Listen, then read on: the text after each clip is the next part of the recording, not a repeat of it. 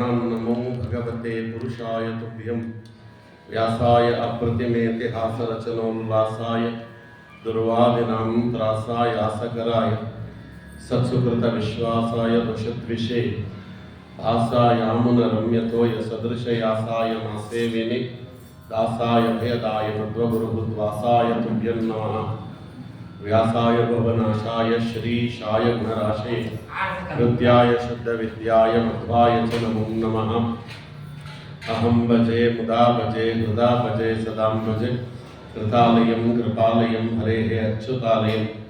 हरे वक्षस्थले दृष्ट्वा श्रियं विस्मितवानहं पार्श्वयोर्वयोर्देवीं करे चामरधारिणीं भुजगभोगापमुद्यम्य हृद्यं निजभुजं दक्षिणं लक्षनाट्यं ललितमुद्रिक्तविज्ञानमुद्रं भज भजमनन्तमित्यमरपन्तं प्रणतवान् प्राणिनां प्राणनाथं प्रणतविप्रणये पूर्णबोध गुरुमखिलगुणग्नं सद्गुणैकादिवासं शमनं परिनिष्टं सत्त्वनिष्ठं वरिष्ठं सकलसुजनशिष्टं नित्यनिर्धूतकष्टं भयमुखपदनिष्ठं मां भजन्तु प्रपन्नाः। विमलसकलगात्रं शुद्धकैवल्यपात्रं शुभगुणगणसान्द्रं भूमिभूषामणीन्द्रं विदितसकलशास्त्रं साधुचित्तं यतीन्द्रं तुरगवदनभाजं नौमि सद्वादिराजं मायी भवैरिणे मध्वराध्वन्तवनचारिणे वचोनचरिणे वादिराजकेसरिणे नमः। कामधेनु यथा पूर्वं सर्वाभीष्टफलप्रदा तथा खलु वादिराजः श्रीपादो विठ्ठलसताम्। ओं नमो वादिराजाय दीर्घदारिद्र्यघातिने राजभोगप्रदाते च नमोऽस्तु जयदायिने। कुलव्यास हयग्रीव पादाब्धिपरिसेवकः भावी वायुः वादिराजः कल्पद्रुक्कामवस्तुन भूतराज नमस्तुभ्यं वादिराज गुरुप्रिय विद्राव्य सर्वबाधाम्नः सदा त्वं रक्षणं कुरु। पूज्याय राघवेन्द्राय सत्यधर्मरताय च भजतां कल्पवृक्षाय नमतां कामधेनुवे। वन्दे वृन्दावनाचार्यं हयग्रीवमुनिं भजे राजपादाम्बुजासक्तम् आनन्दगिरिकानने भवतो दशवर्षाणि पापोऽहं मेन पाठितः। नमः विश्वोत्तमतीर्थाख्यः नमस्ते प्रशान्तरूपिणे मध्वमाधवसेवार्थं त्यक्तुं सर्वस्वं सदा वादिराजनिजत्वं च असाध्यं साधयाम्मुहुः। रामध्यानसमासक्तं मध्वशास्त्रप्रवक्तारं सुबलाय शर्मणं वन्दे विद्यागुरुं मम। नमस्ते गुरुवे तुभ्यं गुरुरागाय तेजसे तस्य वाक्अमृतं भुङ्क्ति विषं संसारसंज्ञकम् आपादमौलिपर्यन्तं गुरूणाम् आकृतिं स्मरेत् तेन विघ्नाः प्रणश्यन्ति सिद्धन्ति च मनोरथाः। पृथ्वीमण्डलमध्यस्थाः पूर्णबोधमतानुगाः वैष्णवा विष्णुहृदयाः तान् नमस्ये गुरुं मम। समस्त सन्मङ्गलानि भवन्तु। दानं स्वधर्मो नियमो यमश्च श्रुतानि कर्माणि च सद्व्रतानि सर्वे मनोनिग्रहलक्षणान्ताः पुरोहि योगो मनसः समाधि भगवानेव सर्वस्मात् उत्कृष्टः इति ज्ञात्वेतस्मिन् एव निरन्तर मनसो योजनम् इन्द्रियजये परं साधनम् इति भावः। ಮನಸ್ಸಿನ ಹಿಡಿತವನ್ನು ಸಾಧಿಸುವುದಕ್ಕೆ ಬೇಕಾದಂಥ ಪ್ರಮೇಯಗಳು, ಮನಸ್ಸಿನಲ್ಲಿರುವ ಉಪಭೇದಗಳು, ಬುದ್ಧಿ ಶುದ್ಧವಾಗಬೇಕಾದರೆ ಮಾಡಬೇಕಾದ ಸಾಧನೆಗಳು, ಬುದ್ಧಿಯ 22 ಲಕ್ಷಣಗಳು, ಇವೆಲ್ಲವನ್ನು ಆಚಾರ್ಯರು ತಮ್ಮ ಗ್ರಂಥದಲ್ಲಿ ಸ್ಪಷ್ಟಪಡಿಸಿರುವುದನ್ನು ನಾವು ನೋಡುವ ಪ್ರಯತ್ನ ಮಾಡ್ತಾ ಇದ್ವಿ. ಮನಸ್ಸು ಮತ್ತು ಬುದ್ಧಿ ಎರಡನ್ನು ಶುದ್ಧ ಮಾಡಿಕೊಂಡರೆ ಆಚಾರ್ಯರ ಅನುಗ್ರಹ ನಮಗೆ ದೊರೆಯುತ್ತದೆ. ಆಚಾರ್ಯರ ಸಮಸ್ತ ಶಾಸ್ತ್ರಗಳಲ್ಲಿ ಬಹುಪಾಲು ಅವರು ಮಾಡಿರುವಂತಹ ಬೋಧನೆಗಳು, ಕೊಟ್ಟಿರುವ ಪ್ರಮೇಯಗಳು ನಮ್ಮ ಮನಸ್ಸು ಮತ್ತು ಬುದ್ಧಿಯನ್ನು ಶುದ್ಧಿ ಮಾಡಿಕೊಳ್ಳಿಕ್ಕೆ ಅಂತ. ಎಲ್ಲ ಸರಿ ಆಚಾರ್ಯ, ಇವೆಲ್ಲ ಕೇಳಲಿಕ್ಕೆ ಚೆನ್ನಾಗಿರುತ್ತದೆ, ಕೇಳಿದ ಮೇಲೆ ಚಪ್ಪಾಳೆ ಕಟ್ಟಲಿಕ್ಕೂ ಚೆನ್ನಾಗಿರುತ್ತೆ. ಆದರೆ ಮನಸ್ಸು ಇಂದ್ರಿಯಗಳ ಜಾಲದಿಂದ ಹೊರಗೆ ಬರುವುದು, ಬುದ್ಧಿ ಶುದ್ಧವಾಗುವುದು, ಮತ್ತೆ ಒಳ್ಳೆಯ ಕೆಲಸಗಳ ಕಡೆಗೆ ಬುದ್ಧಿ ತಾನು ಪ್ರಚುರವಾಗುವುದು, ಮನಸ್ಸು ಒಳ್ಳೆಯ ಲಕ್ಷಣಗಳನ್ನು ಪಡೆಯುವುದು, ಇವಕ್ಕೆಲ್ಲ ಏನಾದರೂ ಒಂದು ಸಾಧನೆ ಅಂತ ಬೇಕಾದಾಗ ಮಾನಸಿಕವಾಗಿರ್ತಕ್ಕಂಥ ಸಾಧನೆ ಅದು ಯಾರು ನೋಡುವುದಿಲ್ಲ. ಅದು ಮಾಡ್ತಿದ್ದೇವೋ ಇಲ್ಲವೋ ಗೊತ್ತಿಲ್ಲ, ಅದು ಮಾಡುವುದು ಬಹಳ ಕಷ್ಟ ಇದೆ. ದೈಹಿಕವಾಗಿರ್ತಕ್ಕಂತಹ ಸಾಧನೆ, ಯಾವ ಸಾಧನೆ ಮಾಡಿದರೆ ಮನಸ್ಸು ಇಂದ್ರಿಯ ಜಾಲಗಳಿಂದ ಬಿಡಿಸಿಕೊಂಡು ಮತ್ತೆ ಶುದ್ಧವಾಗಿ ಬುದ್ಧಿಯ ಒಂದು ಶುದ್ಧತರವಾಗಿರತಕ್ಕಂತಹ ಸಾಧನದಲ್ಲಿ ಭಗವಂತನ ಪಾದಪದ್ಮಗಳಲ್ಲಿ ನೆಲೆಯಾಗುವುದಕ್ಕೆ ಏನು ಒಂದು ಉಪಾಯ ಯೋಗ ಅಂತ ಕರೀತೇವೆ. ಅದಕ್ಕೆ ಬೇಕಾಗಿರತಕ್ಕಂತಹ ಏನು ಸಾಧನೆಯನ್ನು ನೀವು ಹೇಳುತ್ತೀರಿ ಅಂತ ಕೇಳಿದರೆ, ಪ್ರಶ್ನೆ ಮಾಡಿದರೆ ಆಚಾರ್ಯರು ಎಲ್ಲಕ್ಕೂ ಕೂಡ ಉತ್ತರ ಕೊಡ್ತಾರೆ ಅನ್ನುವುದಕ್ಕೆ ಅವರಿಗೆ ಸರ್ವನಿರ್ಣಯಾಚಾರ್ಯರು ಅಂತ ಕರೀತೇವೆ ಆಚಾರ್ಯರನ್ನ. ನೋಡಿ, ಅದಕ್ಕೆ ಭಾಗವತದ 11ನೇ ಸ್ಕಂದ ಆಚಾರ್ಯರು ಇದನ್ನ ತಾವು ಮನೋನಿಗ್ರಹ ಲಕ್ಷಣ ಅಂತ ಅದನ್ನು ಹೇಳುವಾಗ ಇದನ್ನು ತೆಗೆದುಕೊಟ್ಟಿದ್ದಾರೆ. ದಾನಂ ಸ್ವಧರ್ಮೋ ನಿಯಮೋ ಯಮಶ್ಚ ಶ್ರುತಾನಿ ಕರ್ಮಾಣಿ ಚ ಸದ್ವ್ರತಾನಿ ಸರ್ವೇ ಮನೋನಿಗ್ರಹ ಲಕ್ಷಣ ಅಂತಹ ಪುರೋಹಿಯೋಗ ಮನಸ್ಸ ಸಮಾಧಿ ನೋ 11ನೇ ಸ್ಕಂದ ಭಾಗವತ ಉದ್ಧವ ಗೀತೆ ಉದ್ಧವನಿಗೆ ಕೃಷ್ಣ ಪರಮಾತ್ಮ ಮಾಡಿದ ಉಪದೇಶ. ಮೊದಲನೆಯದು ಮನಸ್ಸು ತುಸು ಹಿಡಿತಕ್ಕೆ ಬರಬೇಕು, ಸರಿಯಾದ ಮಾರ್ಗಕ್ಕೆ ಬರಬೇಕು ಅಂದರೆ ಮೊದಲನೆಯದೇ ದಾನವನ್ನು ಮಾಡುವುದು ಎಷ್ಟು ರೂಢಿಸಿಕೊಳ್ತೇವೆ, ಆ ದಾನದ ರೂಢಿ ನಮಗೆ ಮನಸ್ಸು ಭಗವಂತನ ಕಡೆಗೆ ತಿರುಗಲಿಕ್ಕೆ ಅನುಕೂಲವಾಗುತ್ತೆ. ಕಾರಣ ಏನು ಅಂತ ಕೇಳಿದರೆ, ದಾನ ಪಡೆದವರು ಆಶೀರ್ವಾದ ಮಾಡ್ತಾರಲ್ಲ, ಅವರ ಆಶೀರ್ವಾದ ಅನ್ನುವುದು ಬಹಳ ಅಪೂರ್ವವಾಗಿರ್ತಕ್ಕಂಥ ರೀತಿಯಲ್ಲಿ ಕೆಲಸ ಮಾಡುತ್ತದೆ ಅಂತ ಒಂದು ದಾನದ ಬಗ್ಗೆ ಸ್ವಲ್ಪ ವಿಶೇಷವಾಗಿ ನೋಡಬೇಕಾಗಿದೆ. ನೋಡೋಣ. ಪ್ರಾಯ ಮಧ್ವಮತದಲ್ಲಿರುವಷ್ಟು ದಾನದ ಪ್ರಕ್ರಿಯೆಗಳು, ಮಧ್ವಮತ ದಾನಕ್ಕೆ ಕೊಟ್ಟಷ್ಟು ಮಹತ್ವವನ್ನು ಬೇರೆ ಯಾವ ಮತವೂ ಕೊಡಲಿಲ್ಲ. ನಮ್ಮಲ್ಲಿ ಯಾವುದಕ್ಕೆ ತೆಗೆದುಕೊಳ್ಳ್ರಿ ತೀರ್ಥಪ್ರಸಾದ ದಾನ, ತೀರ್ಥಪ್ರಸಾದ ದಾನ, ಅನ್ನದಾನ ಮತ್ತೆ ವಸ್ತ್ರದಾನಾದಿಗಳು. ನಮ್ಮಲ್ಲಿ ಏನು ಮಾಡಿದ್ರು ಕೂಡ ಅನ್ನದಾನವಿಲ್ಲದೆ ನಮ್ಮ ಯಾವ ಕಾರ್ಯಕ್ರಮಗಳು ಕೂಡ ಕೊನೆಯಾಗುವುದೇ ಇಲ್ಲ. ಒಂದು ತೀರ್ಥಪ್ರಸಾದ ಇದ್ದೇ ಇರ್ತದೆ. ನೀವು ಅದು ಸತ್ಯನಾರಾಯಣ ದೇವರ ಪೂಜೆ ಮಾಡಿದ್ರು ಸರಿ, ನೀವು ಪವನ ಹೋಮ ಮಾಡಿದ್ರು ಸರಿ, ಆರಾಧನೆಗಳನ್ನು ಮಾಡಿದ್ರು ಸರಿ, ಏನು ಮಾಡಿದ್ರು ಕೂಡ ನಮ್ಮಲ್ಲಿ ಅನ್ನದಾನವಿಲ್ಲದೆ ಯಾವ ಕಾರ್ಯಕ್ರಮವೂ ಪರಿಸಮಾಪ್ತಿಯಾಗುವುದಿಲ್ಲ. ಬೇರೆಯವರಲ್ಲಷ್ಟು ಅನ್ನದಾನಕ್ಕೆ ಒತ್ತಿಲ್ಲ, ಅವರಲ್ಲಿ ಕಾರ್ಯಕ್ರಮವನ್ನು ಮಾಡ್ತಾರಷ್ಟೇ. ಅನ್ನದಾನ ಅನ್ನುವುದು ಬಹಳ ಒತ್ತು ಕೊಟ್ಟು ಯಾವ ಮಾಸಕ್ಕೆ ಇಂತಿಂತ ದಾನಗಳು, ಯಾರ್ಯಾರು ಯಾವ ಮಾಸದಲ್ಲಿ ಏನೇನು ದಾನ ಮಾಡಬೇಕು ಅಂತ. ಅಧಿಕ ಮಾಸ ಬರ್ತಾ ಇದೆ, ಅಧಿಕ ಮಾಸದಲ್ಲಿ ಏನು ದಾನ ಮಾಡಬೇಕು, ಯಾಕೆ ಮಾಡಬೇಕು, ದಾನ ಮಾಡುವುದರಿಂದ ಪ್ರಯೋಜನ ಏನು, ಇವೆಲ್ಲವನ್ನ ವಿಸ್ತಾರವಾಗಿ ವಿಶದವಾಗಿ ವ್ಯಕ್ತಪಡಿಸಿದಂಥ ಹಿರಿಮೆ ಅದು ಮಧ್ವಮತಕ್ಕೆ ಸಲ್ಲದೆ. ಆಚಾರ್ಯರು ಕೊಟ್ಟಂತಹ ಅಪೂರ್ವವಾದ ಪ್ರಮೇಯಗಳು, ದಾನದ ಬಗ್ಗೆ ವಿಶೇಷವಾಗಿರ್ತಕ್ಕಂಥ ಮಾಹಿತಿಗಳು ಆಚಾರ್ಯರು ತಮ್ಮ ಸರ್ವಮೂಲ ಗ್ರಂಥಗಳಲ್ಲಿ ಕಲೆ ಹಾಕಿ ಕೊಡ್ತಾರೆ. ನೋಡಿ, ನಾನು ಹೇಳುತ್ತೇನೆ ಕೇಳು ಅನ್ನುವುದು ಆಚಾರ್ಯರ ಡಿಕ್ಷನರಿಯಲ್ಲೇ ಇಲ್ಲ.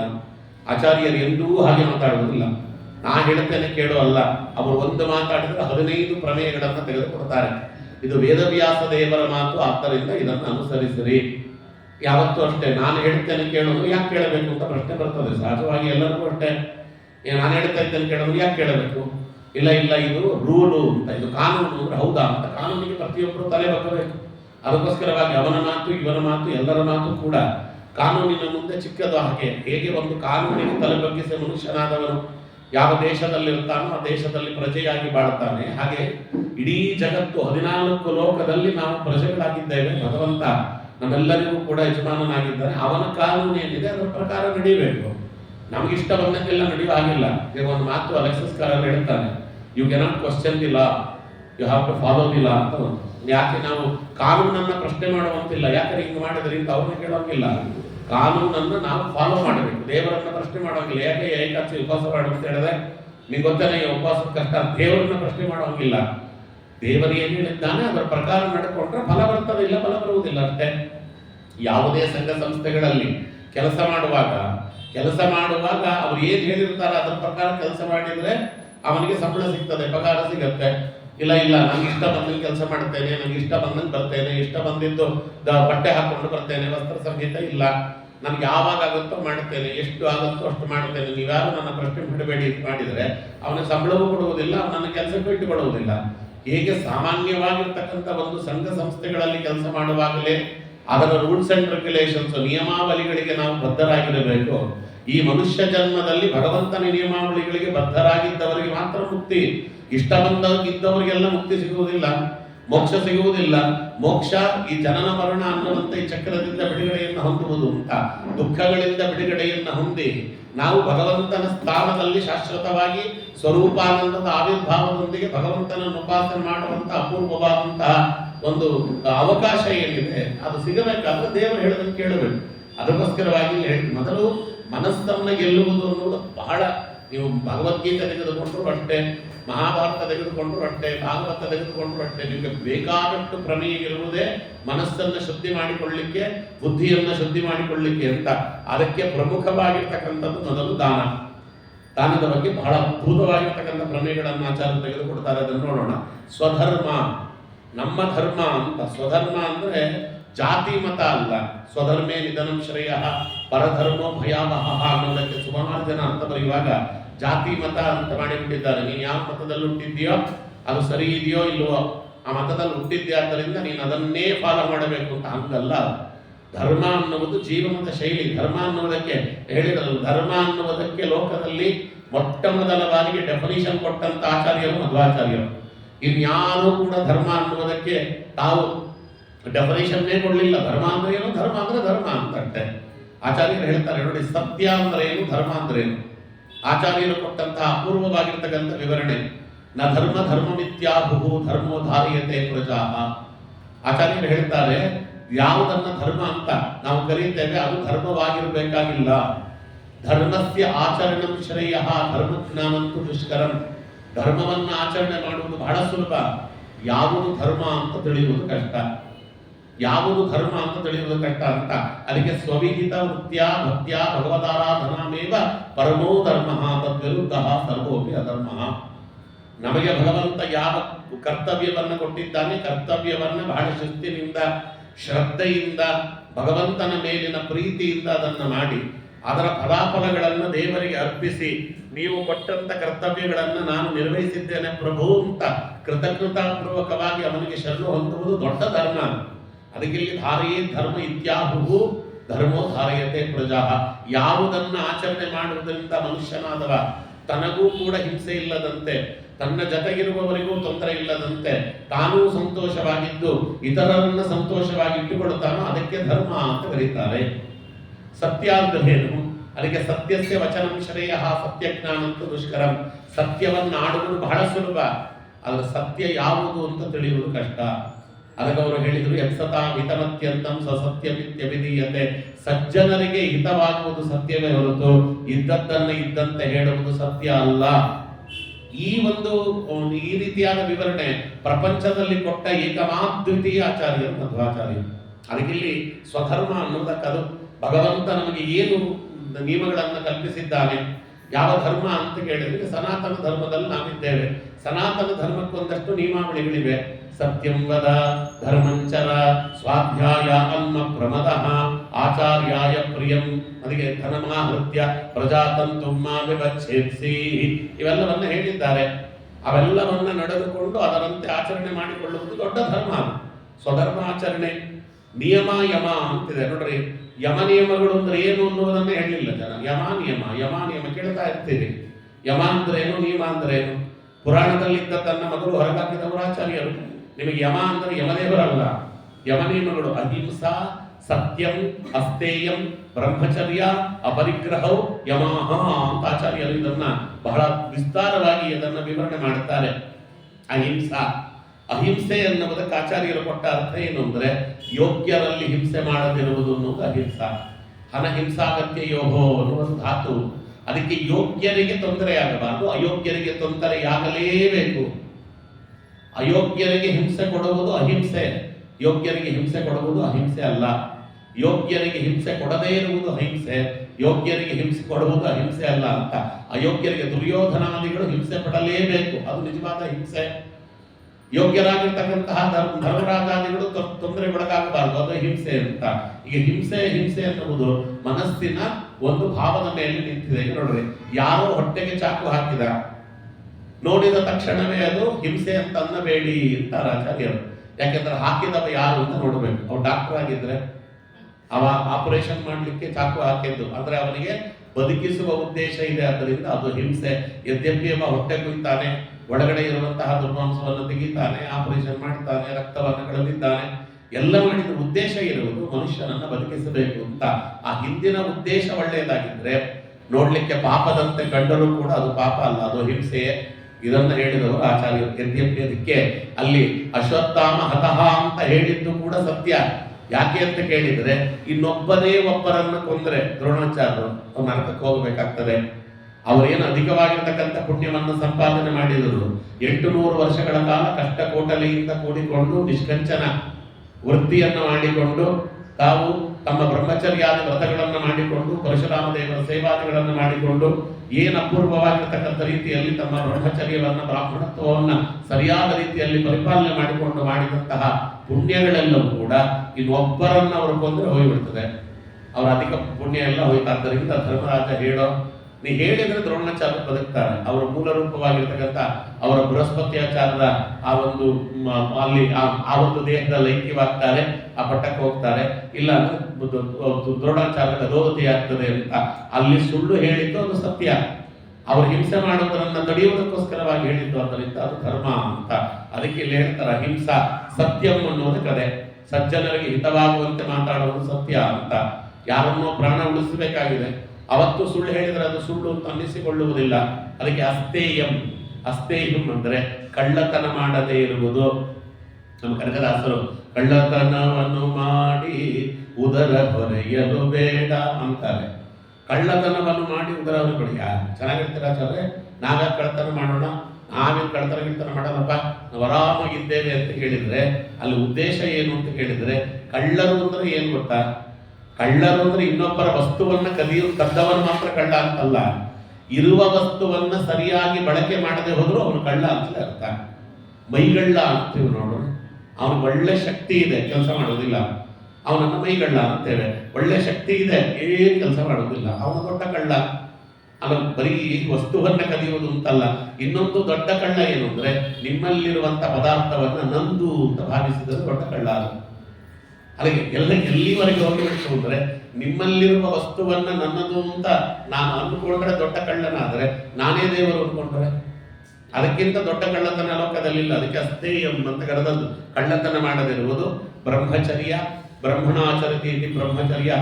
ಭಗವಂತನನ್ನ ಪಡೆಯಬೇಕಾದ್ರೆ ಏನು ಆಚರಣೆಗಳನ್ನು ಮಾಡಬೇಕು ಅಂತ ಗುರುಗಳು ಹೇಳಿದ್ದಾರೆ, ಅದರ ಪ್ರಕಾರವಾಗಿ ನಡೆದುಕೊಳ್ಳುವುದು.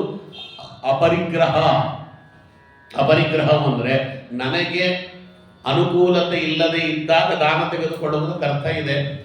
ನನಗೆ ಅದನ್ನು ತಡೆದುಕೊಳ್ಳೋದಕ್ಕೆ ಯೋಗ್ಯತೆ ಇದ್ದಾಗ ದಾನ ತೆಗೆದುಕೊಳ್ಳುವುದಕ್ಕೆ ಅರ್ಹತೆ ಇದೆ. ನನಗೆ ಅದರ ಅವಶ್ಯಕತೆಯೇ ಇಲ್ಲದೆ ಇದ್ದಾಗ ಅದು ದಾನ ತೆಗೆದುಕೊಳ್ಳುವುದು ಮಹಾಪಾಪ. ಈಗ ಊಟ ಆಗಿದೆ, ಊಟ ಆದ್ಮೇಲೆ ಇನ್ನೊಂದ್ಸತಿ ಊಟಕ್ಕೆ ಕರೆದ್ರೆ ಹೋಗ್ತೀವ? ಹೋಗಲ್ಲ. ನಾವು ಹೊಟ್ಟೆ ತುಂಬೋಗಿದೆ ಆಚಾರ್ಯ, ಆಗಲ್ಲ ಆಚಾರ್ಯ, ನೀವು 1000 ರೂಪಾಯಿ ಕೊಟ್ಟರು ಆಗಲ್ಲ ಆಚಾರ್ಯ, ಹೊಟ್ಟೆ ತುಂಬೋಗಿದೆ ಅಂತಾನೆ. ಅದೇ 1000 ರೂಪಾಯಿ ಇದ್ದಾಗ ಇನ್ನೊಂದು 1000 ರೂಪಾಯಿ ಕೊಡಲ್ಲ, ಇನ್ನೊಂದು 1000 ಯಾಕೆ, ಇನ್ನೊಂದು 3000 ಇದ್ದರೆ ಕೊಡಿ ಅಂತಾನೆ. ಇದು ಸಮಸ್ಯೆ ಆಗೋದು. ನಮ್ಮ ಯೋಗ್ಯತೆಗೆ ಮೀರಿ ನಾವು ಏನು ತೆಗೆದುಕೊಂಡ್ರು ಕೂಡ ಅದು ಪಾಪವಾಗ್ತದೆ. ಅಪರಿಗ್ರಹ ಅನ್ನುತ್ತದೆ. ನಮ್ಮ ರಾಘವೇಂದ್ರ ಸ್ವಾಮಿಗಳು ತಾವು ಪೂರ್ವಾಶ್ರಮದಲ್ಲಿ ಪಾಠ ಹೇಳುವಾಗ ಅನುರಾಘವೇಂದ್ರ ವಿಜಯ ಅದನ್ನು ಹೇಳ್ತದೆ. ಅವರ ಮನೆಗೆ ಯಾರ್ಯಾರೋ ಪಾಪ ಅಲ್ಲಿ ಇಲ್ಲಿ ಗೊತ್ತಿದ್ದವರೇನೋ ಒಂದಷ್ಟು ಸ್ವಯಂ ಪಾಕ ತಂದು ಕೊಡೋರಂತೆ. ತಂದು ಕೊಟ್ಟಾಗ ಅವರು ಸರಸ್ವತಿಯನ್ನು ಕರೆದು ಹೇಳೋರು, ಇವತ್ತಿನ ಸಾಯಂಕಾಲದ ಊಟಕ್ಕೆ ಏನು ಬೇಕು, ರಾತ್ರಿ ಊಟಕ್ಕೆ ಅಷ್ಟನ್ನು ಮಾತ್ರ ತೆಗೆದಿಟ್ಟು ಮಿಕ್ಕಿದ್ದೆಲ್ಲ ದಾನ ಮಾಡಿಬಿಡು ಮಿಕ್ಕಿದ್ದಲ್ಲ ಅಂತ. ಅವಳು ಯಾಕೆ ಅಂತ ಒಂದು ಮಾತು ಕೇಳಲಿಲ್ಲ. ಯಾಕೆ ಅಂತ ಅವಳು ಒಂದು ಮಾತು ಕೇಳಿಲ್ಲ, ದಾನ ಮಾಡಿಬಿಟ್ರು. ದಾನ ಮಾಡಿದ್ಮೇಲೆ ಕೇಳ್ತಾಳೆ ಯಾಕೆ. ಇದ್ದಿದ್ರೆ ಇನ್ನೊಂದು 4-5 ದಿನ ಮಗು ಊಟ ಆಗ್ತಿತ್ತಲ್ಲ, ನಮ್ದು ಬಿಡ್ರಿ, ನಾವು ಉಪವಾಸ ಇದ್ದ ಅಭ್ಯಾಸ ಇದೆ, ಮಗುವಿಗಾದ್ರೂ ಹೊಟ್ಟೆ ತುಂಬ ಊಟ ಹಾಕಬಹುದಾಗಿತ್ತು ಅಂತ ಕೇಳಿದ್ರೆ, ಅವಾಗ ರಾಯರು ಹೇಳಿದ್ರಂತೆ, ನೋಡು ಸರಸ್ವತಿ, ನಮಗೆ ಆಗುವುದಕ್ಕಿಂತ ಹೆಚ್ಚು ನಮ್ಮ ಮನೆಯಲ್ಲಿ ನಾವು ಇಟ್ಟುಕೊಂಡ್ರೆ ಇನ್ನೊಬ್ಬರ ಅನ್ನವನ್ನ ಕದ್ದಂತೆ ಅಂತ ಹೇಳಿದ್ರು. ಅವನಿಗದು ಅವಶ್ಯಕತೆ ಇದೆ. ಇವತ್ತು ನನಗೆ ಯೋಗ್ಯತೆಗಿಂತ ಮೀರಿ ನಾನು ಇಟ್ಟುಕೊಂಡ್ರೆ ಅವನಿಗದು ಸರಿಯುವುದಿಲ್ಲ, ಅವನಿಗದು ಸರಿಯುವುದಿಲ್ಲ, ದೊರೆಯುವುದೂ ಇಲ್ಲ. ಅವಾಗ ಏನಾಗ್ತದೆ, ಅವ ಉಪವಾಸದಿಂದ ಇದ್ದಾಗ ಪುಣ್ಯ ಯಾರಿಗೆ ಹೋಗ್ತದೆ, ಪಾಪ ಯಾರಿಗೆ ಹೋಗುತ್ತೆ. ಅದರಿಂದ ನನ್ನಲ್ಲಿ ಇವತ್ತಿಗಿಂತಲೂ ಕೂಡ ಮಿಕ್ಕಿದೆ, ಇನ್ನೊಬ್ಬರ ಮನೆಯಲ್ಲಿ ಇವತ್ತಿಗಿಲ್ಲ ಅಂದ ಮೇಲೆ ಅವನಿಗೆ ಅದನ್ನು ತಲುಪಿಸುವುದೇ ದೊಡ್ಡ ಧರ್ಮ. ಆದ್ದರಿಂದ ಭಗವಂತ ಕೊಡ್ತಾನಲ್ಲ, ಅದಕ್ಕೆ ನಾಳೆಗೆ ಇಡಬೇಡ ಅಂತ ಪುರಂದರದಾಸ ಹೇಳಿದ್ರಲ್ಲ, ಅದಕ್ಕೆ ನಾನು ಎನ್ನಬೇಡ, ನನಗೆ ನಾಳೆಗೆ ಇಡಬೇಡ, ಸಾಲ ಮಾಡಬೇಡ, ಸಾಲದು ಎನ್ನಬೇಡ. ನಾಳೆಗೆ ಇಡಬೇಡ ಅಂದ್ರೆ ಅದು ದೊಡ್ಡದು. ಹೀಗೇನೆ ಭಗವಂತ ಕೊಟ್ಟೇ ಕೊಡ್ತಾನೆ ಎನ್ನುವಂತ ದೊಡ್ಡ ನಂಬಿಕೆ ಇಟ್ಟುಕೊಂಡವರು ಯಾರು ಇಟ್ಟುಕೊಳ್ಳುವುದಿಲ್ಲ. ಈಗ ನೋಡ್ರಿ, ನೀವೇ ತಿರುವನಂತಪುರಕ್ಕೆ ಅಲ್ಲಿ ಇಲ್ಲಿ ಹೋಗಿದ್ರಲ್ಲ, ಅವ್ರು ಹಾಕಿದಂತಹ ಊಟ ಏನೋ ಮಸಾಲೆ ದೋಸೆ ಮಾಡಿಸಿದ್ರಂತೆ, ಅದೇನೋ ಮಾಡಿಸಿದ್ರಂತೆ, ಯಾರು ತೆಗೆದು ಪಕ್ಕಕ್ಕೆ ಇಟ್ಟುಕೊಳ್ಳುವುದಿಲ್ಲ. ನಾಳೆ ಊಟ ಹಾಕ್ತಾರೆ ಅಂತ ಗ್ಯಾರಂಟಿ ಇದೆ. ಯಾವಾಗ ಅದು ಗ್ಯಾರಂಟಿ ಇದೆ, ಎಷ್ಟು ಬೇಕೋ ನಾವು ಅಷ್ಟು ತಿಂದು ಬಂದು ಬಿಡುತ್ತೇವೆ. ಯಾವಾಗ ನಾಳೆ ನಮಗೆ ದೊರಕತ್ತೋ ಇಲ್ಲವೋ ಅನ್ನುವ ಗ್ಯಾರಂಟಿ ಇಲ್ಲ, ಆವಾಗ ನಾವು ಮನುಷ್ಯ ಕೂಡಿಡ್ಲಿಕ್ಕೆ ಪ್ರಾರಂಭ ಮಾಡುತ್ತಾನೆ. ಆ ಗ್ಯಾರಂಟಿಯನ್ನು ಬೆಳೆಸಿಕೊಳ್ಳುವುದಕ್ಕೆ ಅಪರಿಗ್ರಹ ಅಂತ ಹೇಳುದು. ದೇವರು ಕೊಟ್ಟೇ ಕೊಡ್ತಾನೆ ಎನ್ನುವ ನಂಬಿಕೆ ಇದೆಯಲ್ಲ, ಭಗವಂತ ಕೊಡದೆ ಇನ್ಯಾರು ಕೊಡುತ್ತಾರೆ ಎನ್ನುವುದು ಬಹಳ ದೊಡ್ಡದಾಗಿರ್ತಕ್ಕಂಥ ಸಾಧನೆ. ಅದು ಸುಲಭಕ್ಕೆಲ್ಲ ಸಾಧನೆ ಬರುವುದಿಲ್ಲ. ಇದನ್ನ ಯಮ ಅಂತ ಕರೀತಾರೆ. ನಿಯಮ ಅಂದರೆ ಏನು ಅಂದ್ರೆ ಸ್ವಧರ್ಮೇಚ ವ್ಯವಸ್ಥಾನಂ ಶೌಚಮೇತ ಉದಾಹೃತಂ ಶೌಚಂ ತತಃ ತುಷ್ಟಿ ಸ್ವಾಧ್ಯಾಯ ಹರಿಪೂಜನಂ. ನಮ್ಮ ಧರ್ಮದಲ್ಲಿ ನಾವು ವ್ಯವಸ್ಥಾಪಕರಾಗಿರುವುದು ಅಂತ, ನಾವು ನಮ್ಮ ಧರ್ಮಗಳನ್ನು ಆಚರಣೆ ಮಾಡುವುದು, ನಮ್ಮ ಸುತ್ತಮುತ್ತ ಇರುವವರು ನಮ್ಮ ಮಾತನ್ನು ಯಾರು ಕೇಳುತ್ತಾರೆ, ನಮ್ಮ ಮೇಲೆ ಯಾರಿಗೆ ಗೌರವ ಇದೆ ಅವರ ಕೈಯಲ್ಲೂ ಧರ್ಮ ಮಾಡಿಸುವುದು. ಶೌಚಂ ಹೊರಗೆ ಒಳಗೆ ಆದಷ್ಟು ಶುದ್ಧವಾಗಿರುವುದು. ಆಮೇಲೆ ಇದಕ್ಕೆ ತುಷ್ಟಿ ನಾವು ಇದ್ದದ್ರಲ್ಲಿ ನಾವು ತೃಪ್ತರಾಗಿರುವುದು. ಸ್ವಾಧ್ಯಾಯ ಹರಿಪೂಜನಂ ಬದುಕಿರುವವರೆಗೂ ಕೂಡ ಅಧ್ಯಯನ ಮಾಡುತ್ತಾ ಇರುವುದು, ಮತ್ತೆ ಬದುಕಿರುವವರೆಗೂ ಕೂಡ ಭಗವಂತನ ಪೂಜೆಯನ್ನು ಯಥಾಶಕ್ತಿ ಮಾಡುತ್ತಿರುವುದು. ಇದನ್ನ ನಿಯಮ ಅಂತ ಕರೀತಾರೆ. ಅಲ್ಲಿಗೆ ಸ್ವಾಧ್ಯಾಯ ಪ್ರವಚನೆ ನಾಕೋ ಮೌದ್ಗಲ್ಯ ತದ್ದಿ ತಪಸ್ತದ್ದಿ ತಪಃ. ಪ್ರಪಂಚದಲ್ಲಿ ಎಲ್ಲಕ್ಕೂ ಕೊನೆ ಇದೆ. ಸ್ವಾಧ್ಯಾಯ ಪ್ರವಚನಾಭ್ಯಾಂ ನಾಕೋ ಮೌದ್ಗಲ್ಯ. ಸ್ವಾಧ್ಯಾಯ ಪ್ರವಚನಕ್ಕೆ ಅದಕ್ಕೆ ಕೊನೆ ಇಲ್ಲ. ಸ್ವಾಧ್ಯಾಯ ಓದುವುದು, ಪ್ರವಚನ ಯಾರಾದರೂ ಕೇಳಲಿಕ್ಕೆ ಬಂದರೆ ಅವ್ರಿಗೆ ಹೇಳುವುದು, ಇಲ್ಲ ಹೇಳುವವರು ಬಂದಾಗ ಕೇಳುವುದು. ಅದರಿಂದ ಯಾರು ಸಿಗಲಿಲ್ಲ ನನಗೆ ನಾನೇ ಹೇಳಿಕೊಳ್ಳುವುದು, ಇನ್ನೊಬ್ಬರು ಸಿಗಬೇಕು ಅಂತೇನಿಲ್ಲ. ನಮಗೆ ನಾವೇ ಹೇಳಿಕೊಳ್ಳುವುದಕ್ಕೂ ಕೂಡ ಪ್ರವಚನ ಅಂತಾರೆ. ಯಾಕಂದ್ರೆ ಅದು ಅವಲೋಕನ ಮಾಡುವುದು ಅನ್ನುವ ಅರ್ಥದಲ್ಲಿ ತಿಳಿದದ್ದು ಇನ್ನೊಬ್ಬರಿಗೆ ಹೇಳಿದಾಗಲೇ ಅದು ಗಟ್ಟಿಯಾಗ್ತದೆ. ಎಷ್ಟು ಓದಿದರೂ ಕೂಡ ಇನ್ನೊಬ್ಬರಿಗೆ ಅದನ್ನು ತಿಳಿ ಹೇಳುವಾಗಲೇ ನಮ್ಮ ಮನಸ್ಸಿಗೆ ಅದು ಆಳವಾಗಿ ಬೇರುತ್ತದೆ. ಅದಕ್ಕೆ ಇವೆರಡನ್ನು ಹೇಳಿದ್ದಾರೆ. ಇದನ್ನ ನಿಯಮ ಅಂತ ಹೇಳಿದ್ರು. ಅಲ್ಲಿಗೆ ದಾನಿಂ ಸ್ವಧರ್ಮ ನಿಯಮೋ ಯಮಶ್ಚ ಶ್ರುತಾನಿ ಕರ್ಮಾಣಿ ಚ ಸದ್ವ್ರತಾನಿ. ಆಮೇಲೆ ದೊಡ್ಡವರು ಒಳ್ಳೆ ಕರ್ಮಗಳನ್ನು ಮಾಡು ಅಂತ ಹೇಳಿರ್ತಾರೆ. ಯಾವ ಕರ್ಮ? ಆ ಕರ್ಮಗಳನ್ನು ಮಾಡುವುದು. ಕರ್ಮದ ಸಿದ್ಧಾಂತದ ಬಗ್ಗೆ ಆಚಾರ್ಯರು ಅಪೂರ್ವವಾಗಿರ್ತಕ್ಕಂತಹ ರೀತಿಯ ಬೆಳಕನ್ನು ಚೆಲ್ಲಿದ್ದಾರೆ. ಅದನ್ನು ನೋಡೋಣ. ಸದ್ವ್ರತ ಅಂತಿದೆ ಅಲ್ಲಿ. ವ್ರತಗಳನ್ನ ಮಾಡುವಂತ 3 ವ್ರತಗಳನ್ನ ಕಂಪಲ್ಸರಿ ಮಾಡಿದ್ದಾರೆ. ಬೇರೆ ವ್ರತ ಆಪ್ಷನಲ್. 3 ವ್ರತ ಕಂಪಲ್ಸರಿ ಮಾಡಲೇಬೇಕಾದ ವ್ರತ. ಮೊದಲನೇದು ಕೃಷ್ಣ ಜನ್ಮಾಷ್ಟಮಿ. ಅದಕ್ಕೆ ಯಾವ ರೀತಿಯಾಗಿರ್ತಕ್ಕಂಥ ಸಬೂಬು ಹೇಳೋ ಹಾಗಿಲ್ಲ. ಕೃಷ್ಣ ಜನ್ಮಾಷ್ಟಮಿ ಕಂಪಲ್ಸರಿ ವ್ರತ. ಅದು ಅದೇನು ಮದಿ ಮಾಧ್ವರಿಗೆ ಅಂತಲ್ಲ. ಅದು ಏನಾಗ್ಬಿಟ್ಟಿದೆ ಎಲ್ಲ ಅಂದ್ರೆ ಎಲ್ಲ ವ್ರತ, ಎಲ್ಲ ನಿಯಮಗಳು, ಎಲ್ಲ ರೀತಿಯಲ್ಲಿ ಶ್ರವಣಾದಿಗಳು ಅದು ವೈಷ್ಣವರಿಗೆ, ಬೇರೆಯವರಿಗಲ್ಲ ಅಂತ ಅನ್ಕೊಂಡ್ಬಿಟ್ಟಿದ್ದಾರಲ್ಲ. ಪ್ರತಿಯೊಬ್ಬರಿಗೂ ಹೇಳಿದ್ದು ಮನುಷ್ಯನ ಮಾತ್ರದವರಿಗೆಲ್ಲರಿಗೂ ಕೂಡ ಅತ್ಯಂತ ಕಂಪಲ್ಸರಿ ಆದ ವ್ರತ ಅದು ಕೃಷ್ಣ ಜನ್ಮಾಷ್ಟಮಿ ಮೊದಲನೇದು. ಎರಡನೇದು ಏಕಾದಶಿ. ಏಕಾದಶಿ ಅದನ್ನು ಒಬ್ಬರಿಗೆ ಅಲ್ಲಿ. ಏಕಾದಶಿ ಪ್ರತಿಯೊಬ್ಬರೂ ಮಾಡಬೇಕಾದ ವ್ರತ ಅದು. ಮೂರನೇದು ಚಾತುರ್ಮಾಸ. ಈ 3 ವ್ರತಗಳು ಕಂಪಲ್ಸರಿ ಹೇಳಿದ್ದಾರೆ. ಈ 3 ವ್ರತಗಳನ್ನು ಮಾಡಿದರೆ ತುಂಬಾ ಪುಣ್ಯ ಬರ್ತದೆ, ಮಾಡದೆ ಹೋದ್ರೆ ಪಾಪ ಬರುತ್ತೆ. ಆದ್ರೆ ಬೇರೆ ವ್ರತಗಳಿವೆ, ವಿಷ್ಣು ಪಂಚಕ, ಭೀಷ್ಮ ಪಂಚಕಾದ ವ್ರತಗಳು, ಕೃಚ್ಛ ಚಾಂದ್ರಾಯಣದ ವ್ರತಗಳಿವೆ. ಅದು ಆಪ್ಷನಲ್. ಮಾಡಿದ್ರೆ ಪುಣ್ಯ ಬರ್ತದೆ, ಮಾಡದೆ ಹೋದ್ರೆ ಪಾಪ ಬರುವುದಿಲ್ಲ. ಯೋಗ್ಯತೆ ಇದ್ರೆ ಮಾಡಬಹುದು, ಯೋಗ್ಯತೆ ಇಲ್ಲ ಅಂದ್ರೆ ಬಿಡಬಹುದು, ಬಿಟ್ರೆ ಏನು ಸಮಸ್ಯೆ ಇಲ್ಲ. ಆದ್ರೆ ಈ 3 ವ್ರತ ಮಾತ್ರ. ಅದಕ್ಕೆ ಶ್ರುತಾನಿ ಕರ್ಮಾಣಿ ಚ ಸದ್ವ್ರತಾನಿ. ಇದನ್ನ ಸದ್ವ್ರತ ಅಂತ ಕರೆದಿದ್ದಾರೆ. ಸತ್ ಅಂದ್ರೆ ವಾಯು ಅಂತ.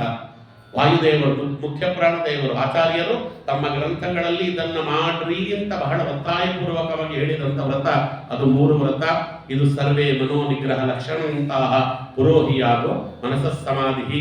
ಇಷ್ಟು ಮಾಡಿಬಿಟ್ರೆ ಸಾಕು. ದಾನ, ಸ್ವಧರ್ಮಾಚರಣೆ, ನಿಯಮಗಳ ಪರಿಪಾಲನೆ, ಯಮಗಳ ಆಚರಣೆ, ಒಳ್ಳೆಯ ಕರ್ಮ ಮಾಡುವಿಕೆ, ಸದ್ವ್ರತ, ಸದಾಚಾರ, ಶಾಸ್ತ್ರ ಶ್ರವಣ, ಇವೆಂಟನ್ನ ನಾವು ಸಾಧ್ಯವಾದಷ್ಟು ಮಾಡುತ್ತಾ ಇದ್ದರೆ ಮನಸ್ಸು ತನ್ನಷ್ಟಿಗೆ ತಾನೇ ಇಂದ್ರಿಯ ಜಾಲದಿಂದ ಬಿಡಿಸಿಕೊಂಡು ಅದು ಭಗವಂತನ ಪಾದದಲ್ಲಿ ನೆಲೆಗೊಳ್ಳುತ್ತದೆ. ಹೇಗೆ ಅನ್ನೋದಕ್ಕೆ ಋಷಿಕೇಶ ತೀರ್ಥರು ಒಂದು ಉದಾಹರಣೆಯನ್ನು ಕೊಡ್ತಾರೆ.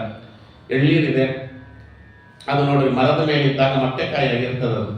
ಅದು ಮೊಟ್ಟೆಕಾಯಿ ಆಗಿದ್ದಾಗ ಕೆಳಗಡೆ ಬೆಳೆಸಿದ ಮೇಲ್ಗಡೆ ಇದ್ದಂಥ ಸಿಪ್ಪೆಯನ್ನೆಲ್ಲ ಸುರಿತಾರೆ. ಅದಾದ ಮೇಲೆ ಒಳಗಡೆ ತೆಂಗಿನಕಾಯಿ ಸಿಗ್ತದೆ, ಅದನ್ನು ಹೊಡಿತೀರಿ. ಒಡೆದಾಗ ಒಳಗಿರುವಂತಹ ತೆಂಗಿನಕಾಯಿ ಇದೆಯಲ್ಲ, ಅದು ಬೆಳ್ಳಗಿರ್ತದಲ್ಲ ಕಾಯಿ, ಅದು ಕರೆಕ್ಟಕ್ಕೆ ಅಂಟುಕೊಂಡಿರ್ತದೆ. ಅದನ್ನಷ್ಟು ಸುಲಭವಾಗಿ ತೆಗಿಲಿಕ್ಕಾಗಲ್ಲ, ನೀರಿರುತ್ತೆ ಒಳಗಡೆ. ಆದ್ದರಿಂದ ಎಲ್ಲಿವರೆಗೂ ಎಳ್ಳೀರಿರುತ್ತೆ ಅಲ್ಲಿವರೆಗೂ ಕಾಯಿ ಎನ್ನುವುದು ಕರೆಕ್ಟಾಗಿ ಅಂಟುಕೊಂಡಿರ್ತದೆ. ಅವಾಗ ಅದನ್ನು ತುರಿತೀರಿ, ಇಲ್ಲಾಂದ್ರೆ ಹೆಪ್ಪುತ್ತೀರಿ, ಏನೋ ಒಂದು ಮಾಡ್ತೀರಿ. ಆದರೆ ಅದೇ ಮೊಟ್ಟೆಕಾಯಿಯನ್ನು ಹಂಗೆ ಬಿಡ್ರಿ ಸಂಸ್ಕಾರ ಅಂತ. ಅದೇನಾಗತ್ತೆ, ಒಳಗಿರುವಂತಹ ಎಳ್ಳೀರು ಇಂಗಿ ಆ ಕಾಯಿ ಅನ್ನೋದು ಕೊಬ್ಬರಿಯಾಗಿ ಮಾರ್ಪಟ್ಟಾಗ ನೀವು ಅದನ್ನು ಬಿಡಿಸಬೇಕಾಗಿಲ್ಲ. ಕರೆಟದಿಂದ ತನ್ನಷ್ಟಿಗೆ ತಾನೇ ಬೇರೆ ಆಗಿ ಬಿಡ್ತದೆ. ತನ್ನಷ್ಟಿಗೆ ತಾನೇ ಕರೆಟದಿಂದ ತಾನು ಬೇರೆ ಆಗ್ತದೆ. ಲಿಂಗ ದೇಹದಿಂದ ಮನುಷ್ಯ ಭಂಗವನ್ನ ಪಡುವುದು ಹಾಗೆ ಅಂತ. ಅದಕ್ಕೆ ಸಂಸ್ಕಾರ ಬೇಕು ಅನ್ನುವುದಕ್ಕೆ ಕಣ್ಣೆದುರುಗಡೆ ಭಗವಂತ ಕೊಟ್ಟಿದ್ದಾನೆ. ರಸೋ ವೈಸ್ಸಹ ರಸಗೇವ ಯಂ ಲಬ್ಧ್ವಾ ಆನಂದೋ ಭವತಿ. ರಸನಾಮಕನಾಗಿರ್ತಕ್ಕಂಥ ಭಗವಂತ ನಮ್ಮಲ್ಲಿ ರಸನಾಮಕನಾಗಿರ್ತಕ್ಕಂಥ ಭಗವಂತ ಇರಬೇಕು ಅಲ್ವಾ. ರಸ ಹೀಗೆ ಗೋವಿಂದನೆಂಬುವ ರಸವುಳ್ಳ ನೀರಿಗೆ ತಾರೆ ಬಿಂದೆಗೆ ಅಂದ್ರಲ್ಲ, ಅದು ಈ ವೇದದ ಅರ್ಥವನ್ನೇ ಪುರಂದರದಾಸರು ಹೇಳಿದ್ರು. ನಮ್ಮಲ್ಲಿ ಭಗವಂತ ನಾಮಕನಾದಂಥ ರಸಕ್ಕೆ ನಾವು ಪರದಾಡ್ತಿಲ್ಲ, ನಾವು ವಿಷಯಗಳ ಸುಖ ಅನ್ನುವ ರಸಗಳಿಗೆ ರಸ ಇಂದ್ರಿಯಗಳಿಗೋಸ್ಕರವಾಗಿ ಒದ್ದಾಡ್ತಿದ್ದೇವೆ. ಎಲ್ಲಿವರೆಗೂ ಕೂಡ ಇಂದ್ರಿಯಗಳ ಚಾಪಲ್ಯತೆ ಎನ್ನುವ ರಸ ಒಳಗಡೆ ಇರ್ತದೆ, ಅಲ್ಲಿವರೆಗೆ ಹೇಗೆ ಕೊಬ್ಬರಿ ಎನ್ನುವುದು ಅಂದ್ರೆ ಕಾಯಿ ಎನ್ನುವುದು ಕರಟಕ್ಕೆ ಅಂಟಿಕೊಂಡಿರ್ತದೋ, ನಾವು ಕೂಡ ಲಿಂಗದೇಹ ಕಂಡುಕೊಂಡು ಸಂಸಾರದಲ್ಲಿ ಭದ್ರವಾಗಿ ಬೇರೂರುತ್ತೇವೆ. ಯಾವಾಗ ಆ ಆಶೆ ಎನ್ನುವುದು ಬೇರು ಸಮೇತವಾಗಿ ಕಿತ್ತು ಹೋಗ್ತದೆ ಭಗವಂತನ ಅನುಗ್ರಹದಿಂದ, ಒಳಗಿದ್ದಂತಹ ರಸ ಇಂದ್ರಿಯ ಚಾಪಲ್ಯ ಎಲ್ಲವೂ ಕೂಡ ಒಣಗಿ ಹೋಗ್ತದೆ. ಯಾರಿಲ್ಲ ತನ್ನಷ್ಟಿಗೆ ತಾನೇ ಆ ತೆಂಗಿನಕಾಯಿ ಕೊಬ್ಬರಿಯ ರೂಪವನ್ನು ತಾಳಿ ಕರಟದಿಂದ ಬಿಚ್ಚಿಕೊಂಡು ಹೊರಗೆ ಬರುವಂತೆ ಆಗ್ತದೆ ಎನ್ನುವುದನ್ನು ಇಲ್ಲಿ ಹೇಳಿದರು. ಇದಾದ ಮೇಲೆ ಲಕ್ಷಣ ಏನು ಅಂತ ಇವೆಲ್ಲ ಮಾಡ್ತಿದ್ದೀವಿ ಆಚಾರ್ಯ, ನಮಗೆ ಇದು ಸರಿಯಾಗಿ ಆಗ್ತಿದೆಯೋ ಇಲ್ಲವೋ ಅಂತ ಗೊತ್ತಾಗೋದು ಹೆಂಗೆ ಅಂತ ಇನ್ನೊಬ್ಬರನ್ನು ಕೇಳಬೇಕಾದ ಅವಶ್ಯಕತೆ ಇಲ್ಲ. ಅದಕ್ಕೆ ಟೀಕಾಕೃತ್ಪಾದರು ಹೇಳಿದರು ಪ್ರಮೇಯ ದೀಪಿಕಾದಲ್ಲಿ, ಭಗವಾನೇವ ಸರ್ವಾಸ್ಮತ್ ಉತ್ಕೃಷ್ಟ ಇತಿ ಜ್ಞಾತ್ವ ತಸ್ಮಿನ್ನೇವ ನಿರಂತರಂ ಮನಸೋ ಯೋಜನಂ ಇಂದ್ರಿಯ ಜಯೇ ಪರಂ ಸಾಧನಂ ಇತಿ ಭಾವಃ. ನಾವು ಒಳ್ಳೆ ಕೆಲಸ ಮಾಡ್ತಿದ್ದಾಗ ಇನ್ನೊಬ್ಬರನ್ನು ಹೋಗಿ ಕೇಳಬೇಡ್ರಿ, ಕೆಲಸ ಹೆಂಗಾಗ್ತಿದೆ ಕೆಲಸ ಹೆಂಗಾಗ್ತಿದೆ ಇನ್ನೊಬ್ಬರು ಕೇಳಬೇಡ್ರಿ. ನಮ್ಮನ್ನೇ ನಾವು ಪರೀಕ್ಷೆ ಮಾಡಿಕೊಳ್ಳಿಕ್ಕೆ ಬರ್ತದೆ, ಇನ್ನೊಬ್ಬರನ್ನು ಕೇಳಲಿಕ್ಕೆ ಹೋಗಬಾರ್ದು. ಯಾಕೆಂದ್ರೆ ನಮ್ಮ ಸಾಧನೆ ಏನಾಗಿದೆ ಅಂತ ಅವ್ರಿಗೆ ಗೊತ್ತಾಗಲ್ಲ. ಏನೋ ದೊಡ್ಡ ಪರೋಕ್ಷ ಜ್ಞಾನಿಗಳಾಗಿದ್ದರೆ ಮಹಾನುಭಾವರಾಗಿದ್ದರೆ ಅದು ಸರಿ, ಅಂಥವರೆಲ್ಲ ನಮಗೆ ಇವತ್ತು ಸಿಗುವುದು ಕಮ್ಮಿ. ಆದ್ದರಿಂದ ಒಂದಿಲ್ಲಿ ಹೇಳ್ತಾರೆ ಏನು, ನಾವು ಮಾಡುತ್ತಿರುವಂತಹ ಕರ್ಮಗಳು ನಮ್ಮಲ್ಲಿ ಭಗವಂತ ಸರ್ವೋತ್ತಮ ಅನ್ನುವ ಜ್ಞಾನವನ್ನು ದೃಢಪಡಿಸ್ತಾ ಇದೆಯಾ? ನಾವು ಮಾಡ್ತಿರುವಂತಹ ಎಲ್ಲ ಸಾಧನೆಗಳು ಕೂಡ ದೇವರು ದೊಡ್ಡವನು, ದೇವರು ಸರ್ವೋತ್ತಮ, ದೇವರು ಸರ್ವೋತ್ಕೃಷ್ಟ, ದೇವರು ಸರ್ವವ್ಯಾಪ್ತ, ಜ್ಞಾನ ರೂಪ ಬಲ ಸ್ಥೈರ್ಯ ಧೈರ್ಯ ಔದಾರ್ಯಾದಿ ಅನಂತಾನಂತ ಕಲ್ಯಾಣ ಗುಣ ಗಣ ಪರಿಪೂರ್ಣನಾದ ಭಗವಂತ ಅಂತ ಈ ದಾಢ್ಯವನ್ನು ಕೊಡುತ್ತಿದ್ಯಾ? ಒಂದು ಇವಿಷ್ಟು ಕೊಟ್ಟು ಅವ ಸರ್ವೋತ್ತಮ, ಸರ್ವಾಶ್ರಯ, ಸರ್ವಾಧಾರ, ಸರ್ವಪಾಲಕ ಇವೆಲ್ಲವೂ ನಮ್ಮ ಹೃದಯದಲ್ಲಿ ಬೇರೂರ್ತಾ ಇದೆ ಅಂದ್ರೆ ನಾವು ಮಾಡ್ತಿರುವ ಸಾಧನೆ ಭಗವಂತನಿಗೆ ತಲುಪ್ತಾ ಇದೆ ಅಂತ ಅರ್ಥ. ಇದಕ್ಕೆ ವ್ಯತಿರಿಕ್ತವಾಗ್ತಾ ಇದೆ ಅಂದ್ರೆ ನಾವು ಮಾಡುತ್ತಿರುವಂತ ಸಾಧನೆ ಭಗವಂತನಿಗೆ ತಲುಪ್ತಾ ಇಲ್ಲ ಅಂತಲೇ ಅರ್ಥ. ಸುಮಾರು ತಲುಪ್ತಿದ್ಯಾ ಇಲ್ವಾ ಅಂತ, ಈಗ ಎಲೆಕ್ಟ್ರಿಕ್ ಬಿಲ್ ಕಟ್ತೀರಿ ಮನೆಯಲ್ಲಿ, ಎಲೆಕ್ಟ್ರಿಕ್ ಮಿನಿಸ್ಟ್ರು ಬಂದು ಹೇಳುವುದಿಲ್ಲ ನೀವು ಕಟ್ಟಿದಂತಹ 1200 ರೂಪಾಯಿ ಬಿಲ್ಲು ನಮಗೆ ತಲುಪಿದೆ, ನಿಮಗೆ ಎಲೆಕ್ಟ್ರಿಸಿಟಿಯನ್ನು ನಾವು ಕೊಡ್ತಿದ್ದೇವೆ, ನೀವು ಕೊಟ್ಟಿದ್ದಕ್ಕೆ ಧನ್ಯವಾದಗಳು ಅಂತ ಎಲೆಕ್ಟ್ರಿಕ್ ಮಿನಿಸ್ಟ್ರು ಬಂದು ಹೇಳುವುದಿಲ್ಲ, ಅಥವಾ ಬೆಸ್ಕಾಂನವ್ರು ಬಂದು ಹೇಳುವುದಿಲ್ಲ. ನಮ್ಗೆ ಹೆಂಗೆ ಗೊತ್ತಿರ್ತದೆ ತಲುಪಿದೆ ಅಂತ? ನಮ್ಮ ಪವರ್ ಕಟ್ ಆಗಲಿಲ್ಲ, ನಿರಂತರವಾಗಿ ಅದು ಬರ್ತಾ ಇದೆ ಅಂದ್ರೆ ನಾವು ಕಟ್ಟಿದ ದುಡ್ಡು ಅಲ್ಲಿಗೆ ತಲುಪಿದೆ, ಆ ಒಂದು ಬೆಸ್ಕಾಂಗೆ ತಲುಪಿದೆ ಅಂತ. BWSSBಗೆ ವಾಟರ್ ಬಿಲ್ ಕಟ್ತೀರಿ, ಅದು ಹೆಂಗೆ ನಮ್ಗೆ ಗೊತ್ತಾಗ್ತದೆ ಬಿಲ್ಲು ತಲುಪಿದೆ ಅಂದ್ರೆ ಬರುತ್ತಿರುವಂತ ನೀರು ಸರಿಯಾಗಿ ಬರ್ತಾ ಇದೆ, ಮಧ್ಯದಲ್ಲಿ ಏನು ಅಡಚಣೆ ಆಗಲಿಲ್ಲ ಅಂದ್ರೆ ನಾವು ಕಟ್ಟಿದಂತಹ ಬಿಲ್ಲು ತಲುಪಿದೆ. ಹಾಗೆಯೇ ನಮ್ಮ ಧರ್ಮ ಕಾರ್ಯಗಳು ಯಾವುದೇ ಅಡ್ಡಿ ಆತಂಕಗಳಿಲ್ಲದೆ ನಡೀತಾ ಇದೆ. ಪ್ರತಿದಿನವೂ ಕೂಡ ಭಗವಂತನ ಸರ್ವೋತ್ತಮತ್ವ, ಸರ್ವಜ್ಞೇಯತ್ವ, ಅವ ಸರ್ವಶ್ರೇಷ್ಠತ್ವ, ಸರ್ವಾಶ್ರಯತ್ವ, ಸರ್ವಧಾರಕತ್ವ, ಸರ್ವಪಾಲಕತ್ವ ಅನ್ನೋದು ಮನಸ್ಸಿನಲ್ಲಿ ಯಥಾಯೋಗ್ಯತೆಯಾಗಿ ಬೀಡು ಬಿಡ್ತಾ ಇದೆ ಅಂದ್ರೆ ಅಲ್ಲಿಗೆ ಮಾಡುತ್ತಿರುವಂತ ಕೆಲಸ ಭಗವಂತನಿಗೆ ತಲುಪ್ತಾ ಇದೆ ಅಂತ ನಾವೇ ನಿರ್ಧಾರ ಮಾಡ್ಕೋಬಹುದು. ಅದು ಬಿಟ್ಟು ಅಹಂಕಾರ ಬರ್ತಾ ಇದೆ, ನಾನು ಮಾಡಿದೆ ಎನ್ನುವ ಅಹಂಕಾರ ನಮಗೆ ಬರ್ತಾ ಇದೆ. ಎಲ್ಲದಕ್ಕೂ ಅಹಂಕಾರ, ಕೊಟ್ಟದ್ದಕ್ಕೆ ಅಹಂಕಾರ, ಜಪ ಮಾಡಿದ್ದಕ್ಕೆ ಅಹಂಕಾರ, ಉಪವಾಸ ಇದ್ದದಕ್ಕೆ ಅಹಂಕಾರ, ಎಲ್ಲಕ್ಕೂ ಅಹಂಕಾರ ಬರ್ತಾ ಇದೆ ಅಂದ್ರೆ ಕಲಿಯಲ್ಲಿ ಪ್ರವೇಶ ಮಾಡಿದ್ದಾರೆ ಅಂತ ಅರ್ಥ. ಸುಮಾರು ಜನ ನಾನು ನೋಡಿದ್ದೀನಿ, ನನಗಿಂತ ಚೆನ್ನಾಗಿ ನೀವು ನೋಡಿರ್ತೀರಿ, ಉಪವಾಸ ಮಾಡ್ತಾರೆ, ಇಲ್ಲ ಅಂತಲ್ಲ. ಏಕಾದಶಿ ಉಪವಾಸ, ನಿರಾಹಾರ ಉಪವಾಸ ಮಾಡ್ತಾರೆ. ಕಡೆಗೆ ಸಾಯಂಕಾಲ ಬಂದು ನಮ್ಗೆ ಹೇಳ್ತಾರೆ, ಆಚಾರ್ಯ ನಾನು ನಿರಾಹಾರ ಉಪವಾಸ ಮಾಡಿದ್ದೀನಿ ನೋಡಿ ಆಚಾರ್ಯ, ಪಕ್ಕದ ಮನೆಯವನಿದ್ದಾನೆ ನೋಡಿ ಆಚಾರ್ಯ 3 ಹೊತ್ತು ತಿನ್ಕೊಂಡ್ ಬಿದ್ದಿದ್ದಾನೆ, ಅದೇನು ಬಂದಿದೆ ದೊಡ್ಡ ರೋಗ ಅವನಿಗೆ ಅಂತಾರೆ. ನನ್ನ ಪ್ರಶ್ನೆ ಒಂದೇ, ನೀ ಏಕಾದಶಿ ಮಾಡಿದ್ದು ನಿಮ್ಮ ಆತ್ಮೋದ್ಧಾರಕ್ಕೋ ಇನ್ನೊಬ್ರು ನೋಡ್ಲಿ ಅಂತೋ? ನನ್ನ ಪ್ರಶ್ನೆ. ಇನ್ನೊಬ್ರು ನೋಡ್ಲಿ ಅಂತ ನೀವೇನಾದ್ರೂ ಧರ್ಮಾಚರಣೆ ಮಾಡಿದ್ರೆ ಅದು ಸದ್ಧರ್ಮ ಅಲ್ಲ, ಅದು ಢಾಂಬಿಕತನ ಅಲ್ವಾ? ಅದಕ್ಕೆ ಪುರಂದರದಾಸರು ಹೇಳಿದ್ರಲ್ಲ, ಉದರ ವೈರಾಗ್ಯವಿದು.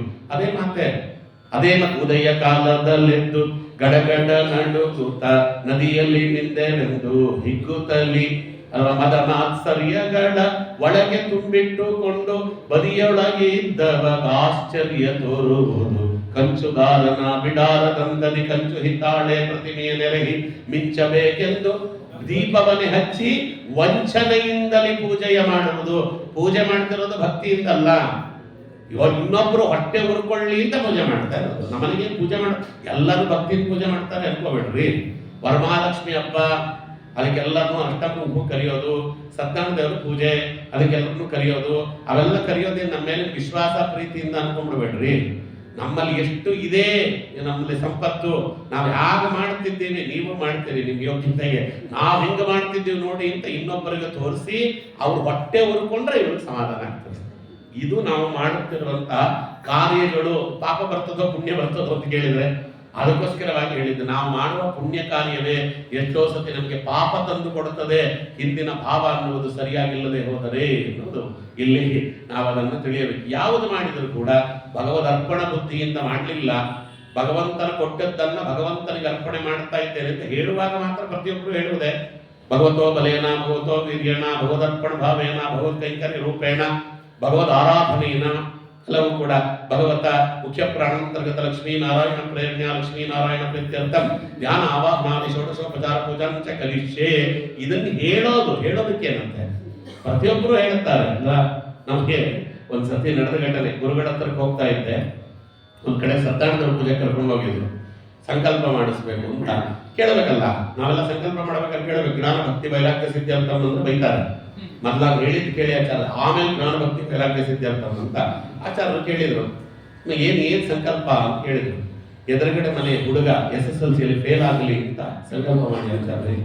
ನಡೆದಘಟನೆ ಹೇಳ್ತಾ ಇದ್ದೀನಿ ನಾನು, ಇಲ್ಲಿ ಕೂತ್ಕೊಂಡು ಯಾವುದು ಕಾಗಕ್ಕ ಗೋಪಕ್ಕನ ಕಥೆ ಹೇಳ್ತಿಲ್ಲ, ವೇದವ್ಯಾಸ ದೇವರ ಪೀಠಕ್ಕೆ ಹೇಳ್ಬೋದು. ನಡೆದ ಘಟನೆ ಕೇಳಿದ್ರು, ಯಾಕಮ್ಮ? ಇಲ್ಲ, ನನ್ನ ಮಗ ಫೇಲ್ ಆಗ್ತಾನೆ, ಅವನು ಫೇಲ್ ಆದರೆ ನಿಮ್ಮ ಮಗನೂ ಫೇಲ, ನಮ್ಮ ಮಗನೂ ಫೇಲು ಅಂತ ಹೇಳ್ಕೊಳ್ಳಿಕ್ಕೆ ಚೆನ್ನಾಗಿರ್ತದೆ ಆಚಾರ್ಯ. ಅವ್ನು ಪಾಸ್ ಆಗಿ ನಮ್ಮ ಮಗ ಫೇಲ್ ಆದ್ರೆ ನಮ್ಮ ಮರ್ಯಾದೆ ಹೋಗ್ತದೆ. ಅದರಿಂದ ಎದುರುಗಡೆ ಮನೆ ಹುಡುಗ SSLC ಫೇಲ್ ಆಗಲಿ ಅಂತ ಸಂಕಲ್ಪ ಮಾಡಿ. ಆಚಾರ್ಯರು ನಮ್ಮ ಗುರುಗಳಂದ್ರು, ಅಲ್ಲಮ್ಮ, ಎದುರುಗಡೆ ಮನೆ ಹುಡುಗ ಫೇಲ್ ಆಗಲಿ ಅಂತ ಸಂಕಲ್ಪ ಮಾಡೋದಕ್ಕಿಂತ ನಿಮ್ ಹುಡುಗ ಪಾಸ್ ಆಗ್ಲಿ ಅಂತ ಸಂಕಲ್ಪ ಮಾಡಿದ್ರಿ. ಯಾಕೆ ಪಾಪ ಅವನಿಗೆ ಇದು ಮಾಡ್ತೀರಿ? ಅದಕ್ಕೆ ಅವ್ರೇನ್ ಹೇಳಿದ್ರು ಗೊತ್ತಾ? ನಮ್ಮ ಹುಡುಗನನ್ನ ಪಾಸ್ ಮಾಡ್ಲಿಕ್ಕೆ ಯಾವ ಸತ್ಯನಾರಾಯಣ ದೇವರ ಕೈಲೂ ಆಗಲ್ಲ ಅಂತ ನಮ್ಗೆ ಗೊತ್ತಿದೆ. ಅವ ಆಗಲಿಲ್ಲ ಅಂದ್ಮೇಲೆ ಆಗೋದನ್ನ ಹೇಳೋಣ ಅಂತ. ಈ ರೀತಿ ಇರುವಂತಹ ಜನ ಇದ್ದಾರೆ. ಸತ್ಯನಾರಾಯಣ ಪೂಜೆ ಮಾಡುವವರೆಲ್ಲ ಒಳ್ಳೆದಕ್ಕೆ ಮಾಡ್ತಾರೆ ಅನ್ಕೋಬೇಡ್ರಿ. ಇದಕ್ಕೋಸ್ಕರ ಹೇಳಿದ್ದು, ಹೇಳೋದಕ್ಕೆ ಏನಂತೆ, ಬಾಯಲ್ಲಿ ಸಾವ ಹೇಳಬಹುದು, ಅದಕ್ಕೆ ಹೇಳ್ತಾರೆ. ಹಾಗಾಗಿ ಮೊದಲನೇ ದಾನದಿಂದ ಪ್ರಾರಂಭ.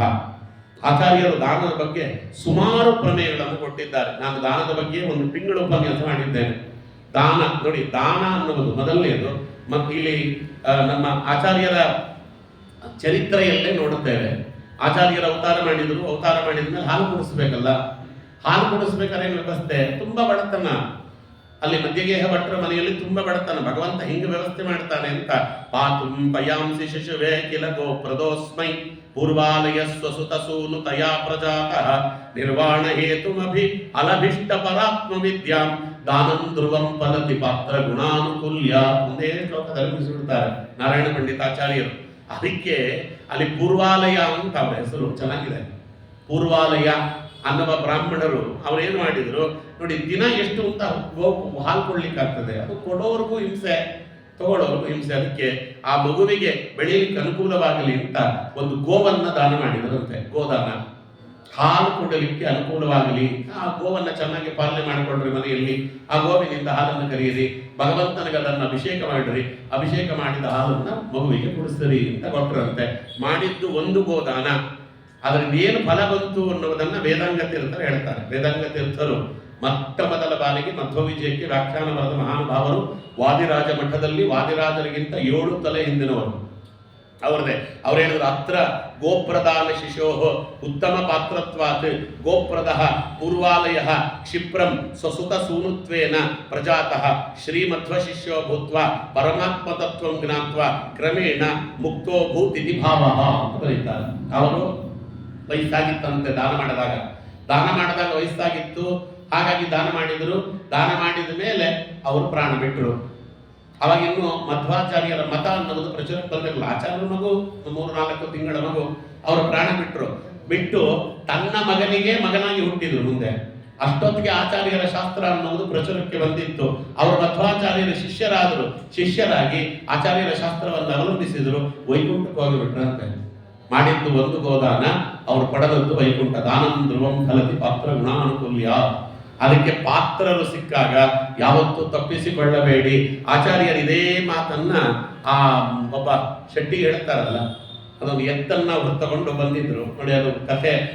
ಆ ಎತ್ತು ಯಾರು ಅಲ್ಲ, ಇಂದ್ರದೇವರು ಅದು ಎತ್ತಾಗಿ ಅವತಾರ ಮಾಡಿದ್ದು ಆಚಾರ್ಯರ ಶಾಸ್ತ್ರ ಶ್ರವಣ ಮಾಡಲಿಕ್ಕೆ, ಆಚಾರ್ಯ ಗ್ರಂಥಗಳನ್ನು ಬರಲಿಕ್ಕೆ. ಅದಕ್ಕೋಸ್ಕರವಾಗಿ ಅಂತ ಅಲ್ಲಿ ಸಮಸ್ಯೆ ಮತ್ತೆ ಇದೆ. ಈಗ ನೀವು ಬೇರೆ ಪುರಾಣಗಳನ್ನು ನೋಡಬೇಕು, ಪುರಾಣ ನೋಡಲಿಲ್ಲ ಅಂದ್ರೆ ಯಾವುದು ಅರ್ಥವಾಗೋದಿಲ್ಲ.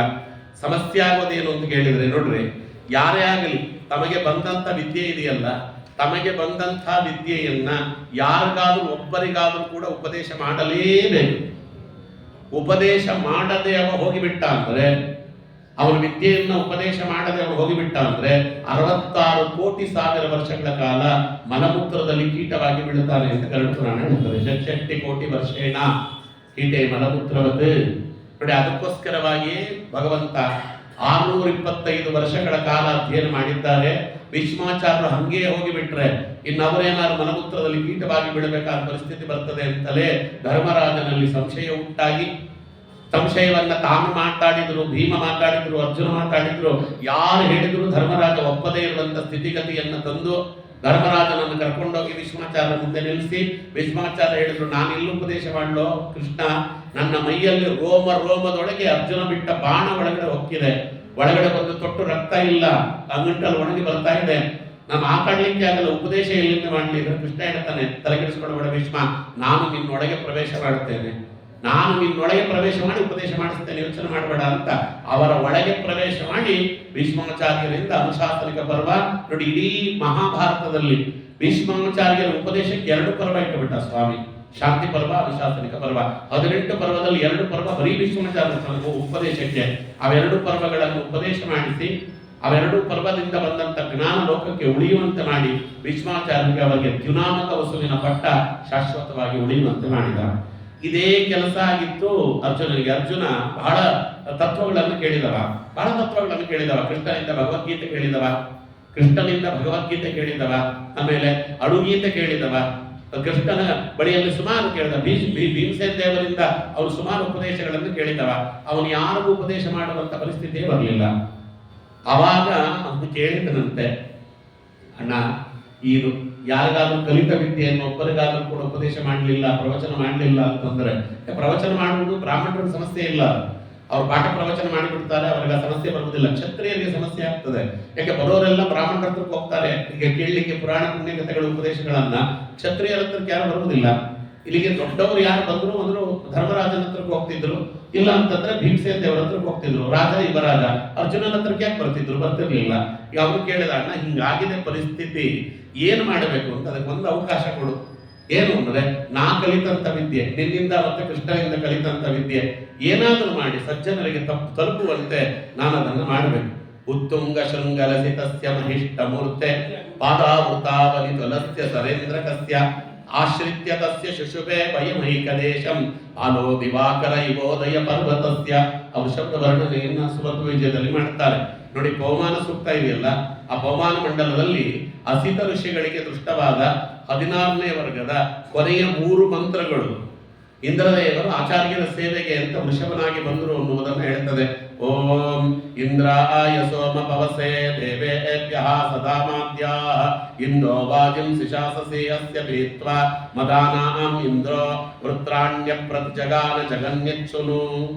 ಎಲ್ಲ ಸರ್ವಾಭಿಷ್ಟ ದಾನಶೀಲರಾಗಿರ್ತಕ್ಕಂಥ ವಾಯುದೇವರ ಅವತಾರಭೂತರಾದಂಥ ಶ್ರೀಮದಾಚಾರ್ಯರಿಗೆ ದೇವೇಂದ್ರ ತದಂಶಭೂತನಾಗಿ ತಾನು ಅವನು ವೃಷಭನಾಗಿ ಅವತಾರ ಮಾಡಿ ಆಚಾರ್ಯರಿಂದ ಶಾಸ್ತ್ರ ಶ್ರವಣವನ್ನು ನೇರವಾಗಿ ಮಾಡಿ, ತದನಂತರದಲ್ಲಿ ಟೀಕಾಕೃತ್ಪಾದರಾಗಿ ಅವತಾರ ಮಾಡಿ ಆಚಾರ್ಯರ ಶಾಸ್ತ್ರವನ್ನು ಲೋಕಕ್ಕೆ ಅರುಹುವಂತ ಕೆಲಸವನ್ನು ಮಾಡಿದರು. ಇದಕ್ಕೆ ಪೂರ್ವಭಾಗಿಯಾಗಿ ನಡೆದಂತ ಘಟನೆಯನ್ನು ಹೇಳ್ತಾರೆ. ಅಣ್ಣ, ಏನಾದರೂ ಒಂದು ವ್ಯವಸ್ಥೆ ಮಾಡು, ಇಲ್ಲ ಅಂದ್ರೆ ನನಗೆ ಬಿಡ್ರಿ, ಈ ಪರಿಸ್ಥಿತಿ ಬಂದ್ಬಿಡ್ತದೆ, ಏನ್ ಮಾಡು? ಅದಕ್ಕೇನು ಅಂದ್ರೆ ಭೀಮಸೇನ ದೇವರು ಹೇಳಿದಂತೆ, ಯೋಚನೆ ಮಾಡಬೇಡ ಅರ್ಜುನ, ನಿನ್ನಿಂದ ಲೋಕಕ್ಕೆ ಮಹತ್ತರವಾಗಿರ್ತಕ್ಕಂಥ ಉಪಕಾರವಾಗಬೇಕಾಗಿದೆ, ಲೋಕಕ್ಕೆ ಮಹತ್ತರವಾಗಿರ್ತಕ್ಕಂಥ ಕಾರ್ಯ ಆಗಬೇಕಾಗಿದೆ, ಯೋಚನೆ ಮಾಡಬೇಡ ಅಂತ ಹೇಳಿದ್ರು ಭೀಮಸೇನ ದೇವರು. ಸ್ಕಾಂದ ಪುರಾಣದ ಕಥೆ. ಅವಾಗ ನಮಸ್ಕಾರ ಮಾಡಿ ಅರ್ಜುನ ಹೇಳ್ತಾನೆ, ಅಣ್ಣ, ಇದಕ್ಕೊಂದು ನೀನೇನಾದ್ರು ವ್ಯವಸ್ಥೆ ಮಾಡಿಬಿಟ್ರೆ ನಿನ್ನ ಮನೆಯಲ್ಲಿ ಎತ್ತಾಗಿ ದುಡಿಯುತ್ತೇನೆ ಅಂದ್ಬಿಟ್ಟ. ಅವನ ಬಾಯಲ್ಲಿ ಬಂದ ಮಾತು ಯಾಕೆ ಬಂತು ದೇವರು ಗೊತ್ತಟ್ಟೆ. ತಥಾಸ್ತು ಅಂದ್ರು. ಹಾಗಾಗಿ ಎತ್ತಾಗಿ ಆಚಾರ್ಯರ ಮನೆಯಲ್ಲಿ ದುಡಿಯಲಿಕ್ಕೆ ಬಂದ. ಆಚಾರ್ಯರು ಎಲ್ಲವನ್ನ ತೊರೆದು ಸನ್ಯಾಸ ಸ್ವೀಕಾರ ಮಾಡಲಿಕ್ಕೆ ಅಂತ ಹೋದ್ರು, ಎತ್ತನ್ನು ಕರ್ಕೊಂಡು ಹೋದ್ರು, ಎತ್ತನ್ನು ಬಿಡ್ಲಿಲ್ಲ ಅಲ್ವಾ. ಆ ಎತ್ತನ್ನ ಇವರು ತಗೊಳ್ಳಿಕ್ಕೆ ಅಂತ ಬಂದಾಗ ಸಮಸ್ಯೆ ಆಗಿದ್ದೇನು ಅಂತ ಕೇಳಿದ್ರೆ, ನೋಡಿ, ಅವರು ಈ ಎತ್ತು ಬೇಕು ಅಂದ್ರು. ಸಾಮಾನ್ಯ ವ್ಯಾಪಾರಸ್ಥರಿಗೆ ಗೊತ್ತಾಗಿ ಬಿಡುತ್ತದೆ ಇವ್ರಿಗೆ ಬೇಕೋ ಇಲ್ವೋ ಅಂತ. ಬೇಕಂತ ಬೆಲೆ ಜಾಸ್ತಿ ಮಾಡ್ತಾರಲ್ಲ, ಅವ ಇದ್ದದಕ್ಕಿಂತ ಜಾಸ್ತಿ ಬೆಲೆ ಹೇಳಿದ. ಬೇರೆ ತಗೊಳ್ರಿ ಯಾಕೆ, ಇಲ್ಲ ನನಗೆ ಅದೇ ಬೇಕು ನೋಡಿ, ಅದೇ ಬೇಕಂದ್ರೆ ಇಷ್ಟು ಕೊಡಬೇಕಾಗ್ತದೆ ಬೆಲೆ.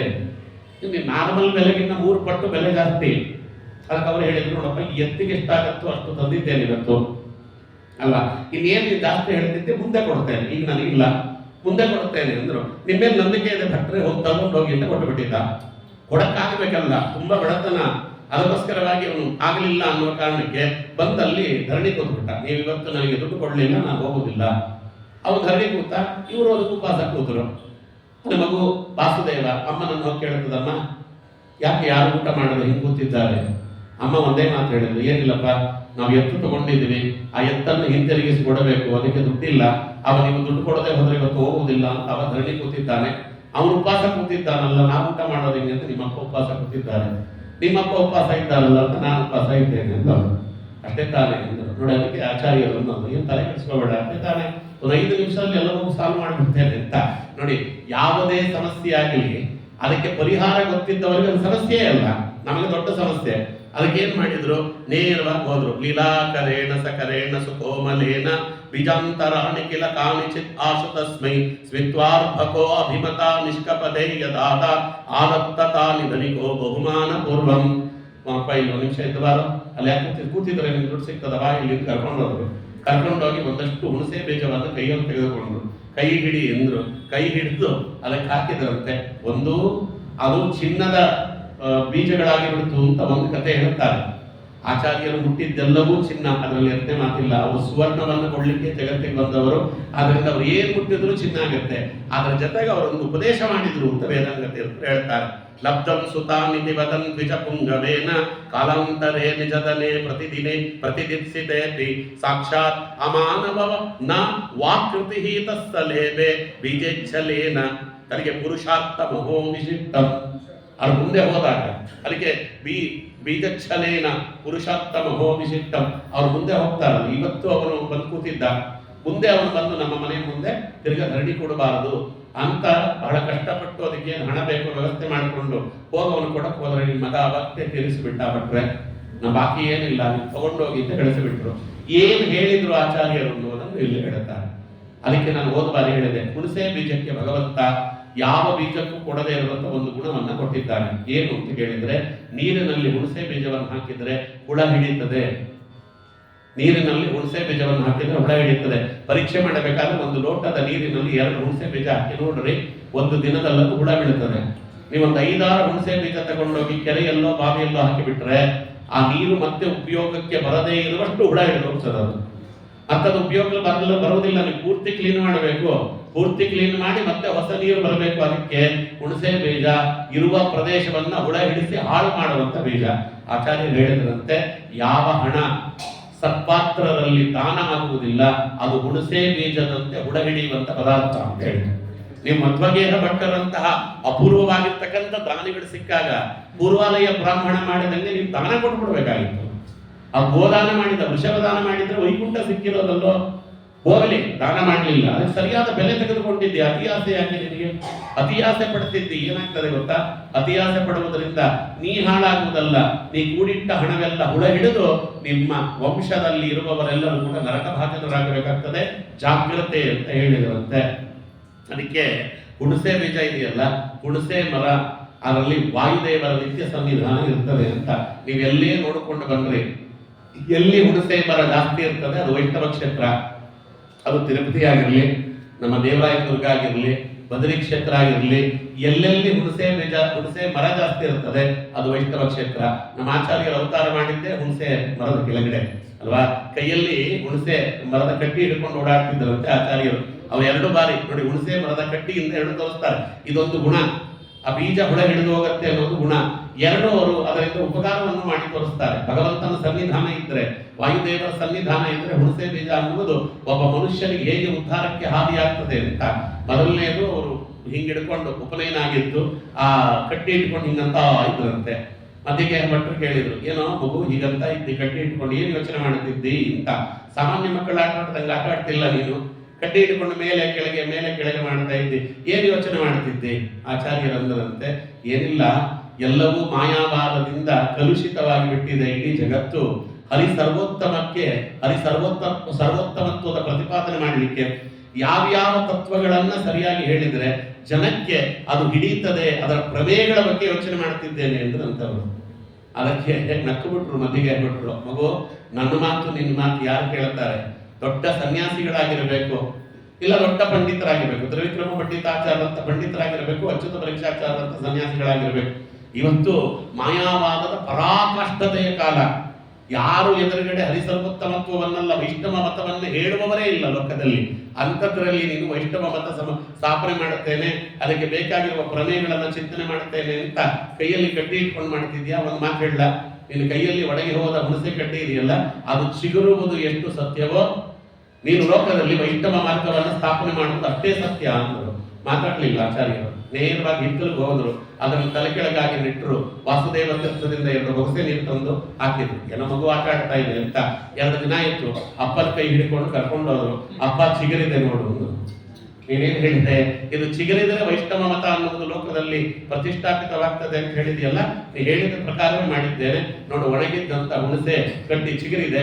ಈಗ ನಾನು ಇಷ್ಟು ಸರ್ವೋತ್ತಮತ್ವವನ್ನು ಪ್ರತಿಷ್ಠಾಪನೆ ಮಾಡ್ಬೋದಲ್ವಾ ಅಂದರೆ ನಮಸ್ಕಾರ ಮಾಡಿಬಿಟ್ರು ಅಂತೆ ಮಧ್ಯಗೆ ಭಟ್ರು. ಇವತ್ತಾಯಿತು, ಇನ್ನು 1 ದಿನ ನಿನ್ನ ಮೇಲೆ ನಾನು ಪ್ರಶ್ನೆ ಮಾಡುವುದಿಲ್ಲ ಅಂತ. ಇದೊಂದು ತೊಟಂತಿಲ್ಲಾಯರ ಮನೆಯಲ್ಲಿ ಆಚಾರ್ಯರು ಕಟ್ಟಿ ಇಟ್ಕೊಂಡು ಓಡಾಡ್ತಿದ್ರು. ಇದೇ ಹುಣಸೆ ಕಟ್ಟಿಯ ತೊಟಂತಿಲ್ಲಾಯರು ನೋಡುದು ಏನು ಅಲ್ಲ, ಊಟ ಬಟ್ಟೆಯನ್ನು ಕೊಟ್ಟು ಮಕ್ಕಳಿಗೆಲ್ಲ ಪಾಠ ಹೇಳಬೇಕಾದದ್ದು. ಅಲ್ಲಿ ಒಂದು ಸೌಖ್ಯಂತ್ರದಲ್ಲಿ ಹುಚ್ಚು, ಮಳೆ ಬಂದ್ರೆ ಹುಚ್ಚಾಪಟ್ಟೆ ಮಳೆ ಬರ್ತದೆ, ಯಾವುದು ನಿಲ್ಲುವುದಿಲ್ಲ, ಸಮುದ್ರಕ್ಕೆ ಹೋಗಿಬಿಡ್ತದೆ, ನೀರಿನ ವ್ಯವಸ್ಥೆ ಇಲ್ಲ.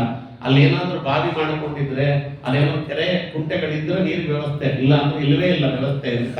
ಅದಕ್ಕೆ ಅವ್ರು ಹೇಳಿದ್ರು, ಊಟಕ್ಕೇನೋ ಒಂದು ವ್ಯವಸ್ಥೆ ಮಾಡಬಹುದು, ನೀರಿನ ವ್ಯವಸ್ಥೆನೇ ಇಲ್ಲ. ಮಗು ಏನ್ ಮಾಡಿದ್ರು ಕೂಡ ನೀರು ನಿಲ್ತಾ ಇಲ್ಲ. ಇಲ್ಲಿ ಏನ್ ಮಾಡೋದು ಅಂತ ಯೋಚನೆ ಮಾಡ್ತಿಲ್ಲ. ಇಷ್ಟೊಂದು ಜನ ಹುಡುಗರಿದ್ದಾರೆ, ಅವರಿಗೆ ನೀರಿನ ವ್ಯವಸ್ಥೆ, ಅವರಿಗೆ ಅನ್ನದ ವ್ಯವಸ್ಥೆ ಏನು ಅಂತ ಯೋಚನೆ ಮಾಡ್ತಿದ್ದೇನೆ ಅಂತ ಕೈಯಲ್ಲಿ ಕಟ್ಟಿ ಇತ್ತು. ಅದಕ್ಕೆ ಯಾಕೆ ಯೋಚನೆ ಮಾಡ್ತೀರಿ ಗುರುಗಳೇ ಅಂತ ನೆಲಕ್ಕೊಂದ್ಸತಿ ಹೊಡೆದು ಒಳಗಿನಿಂದ ಗಂಗೆ ಚಿಮ್ಮಿ ಬಂತು.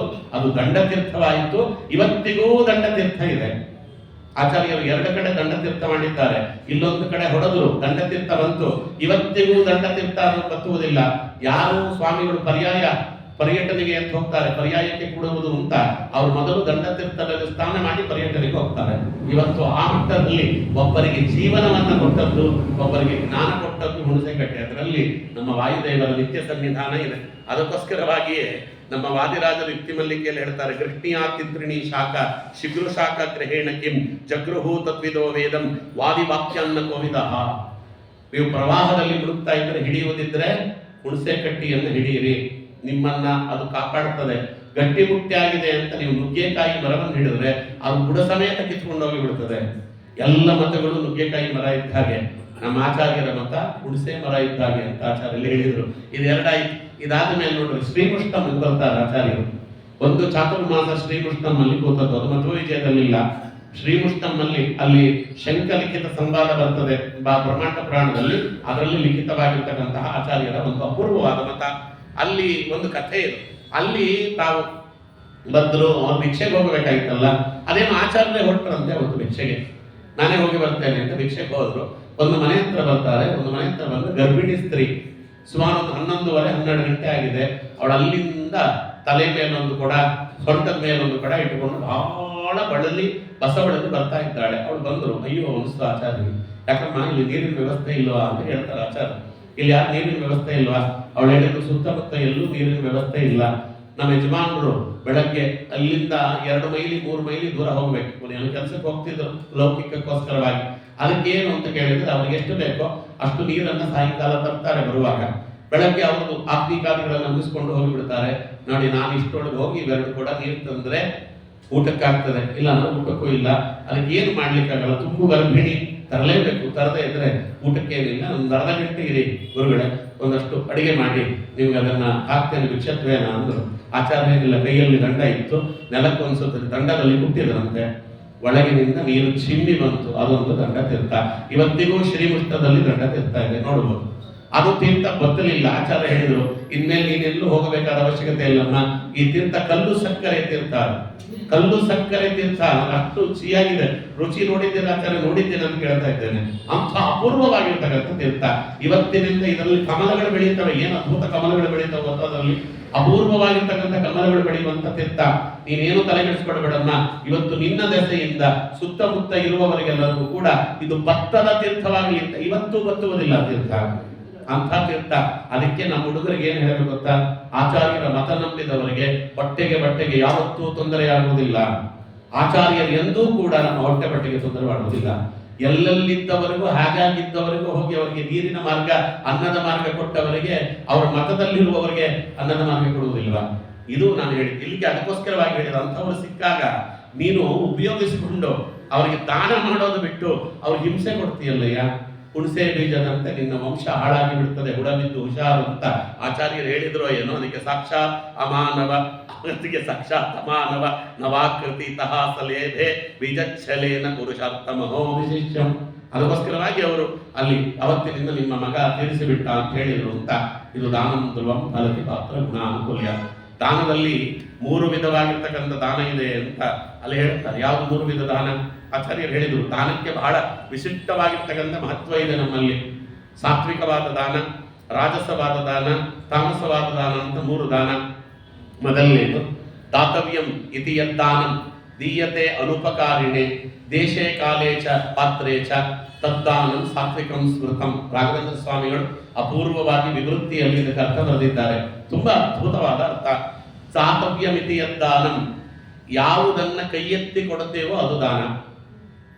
ನೀವೇ ತಗೊಂಡೋಗ್ಬಿಡಿ ಆಚಾರ್ಯ ಎಲ್ಲ, ಅಲ್ಲಿ ಈಗ ಶುರು ಆಗ್ತದೆ. ಈಗ ಅಧಿಕ ಮಾಸ ಶುರು ಆದ್ರೆ ಪ್ರತಿ ಅಧಿಕ ಮಾಸ ಬಂದಾಗಲೂ ನಮ್ಗೆ ಎಲ್ಲಿಲ್ಲದ ಬ್ರಹ್ಮಜ್ಞಾನ ಕೊಟ್ಬಿಡ್ತಾನೆ ದೇವರು. ಇಲ್ಲಿಂದ ರಾಜರಾಜೇಶ್ವರಿ ನಗರ ಕರೀತಾರೆ.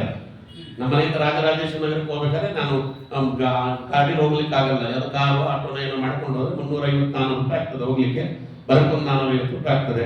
ಅಲ್ಲಿ ಕರೀತಾರೆ, ತುಂಬಾ ಕರೀತಾರೆ. ಅಲ್ಲಿ ಹೋದ್ರೆ 33 ರೂಪಾಯಿ ದಾನ ಕೊಡ್ತಾರೆ.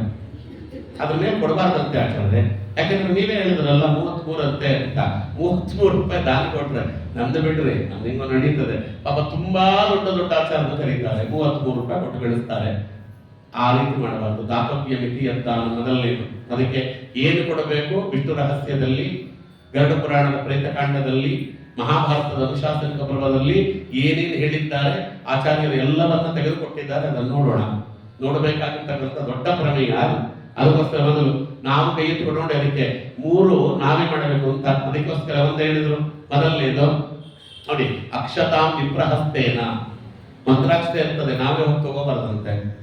ಆಚಾರ್ಯ ಕೊಡಿ ಅಂತ ಕೇಳಬೇಕಂತೆ. ಅಕ್ಷತಾಂ ವಿಪ್ರಹಸ್ತೇನ, ಅವ್ರನ್ನೇ ಕೇಳೋದು, ನಾನೇ ತಗೋತೀನಿ ತಗೋಬಾರ್ದು ಅಲ್ವಾ. ಎರಡನೇದು ಮಾತೃಹಸ್ತೇನ ಭೋಜನಂ, ತಾಯಿ ಕೈಯಲ್ಲೇ ಊಟ ಮಾಡಬೇಕು ಅಂತ. ಮನೆಯಲ್ಲಿ ಅಮ್ಮ ಇರ್ತಾಳೆ, ಹೆಂಡತಿ ಇಲ್ಲದೆ ಹೋದರೆ ಅಮ್ಮ ಇರ್ತಾಳೆ ಮನೆಯಲ್ಲಿ, ಸಾಧ್ಯವಾದಷ್ಟು ಅಮ್ಮ ನೀನು ಹಾಕ್ಕೊಡು ಅಂತ ಕೇಳಬೇಕು.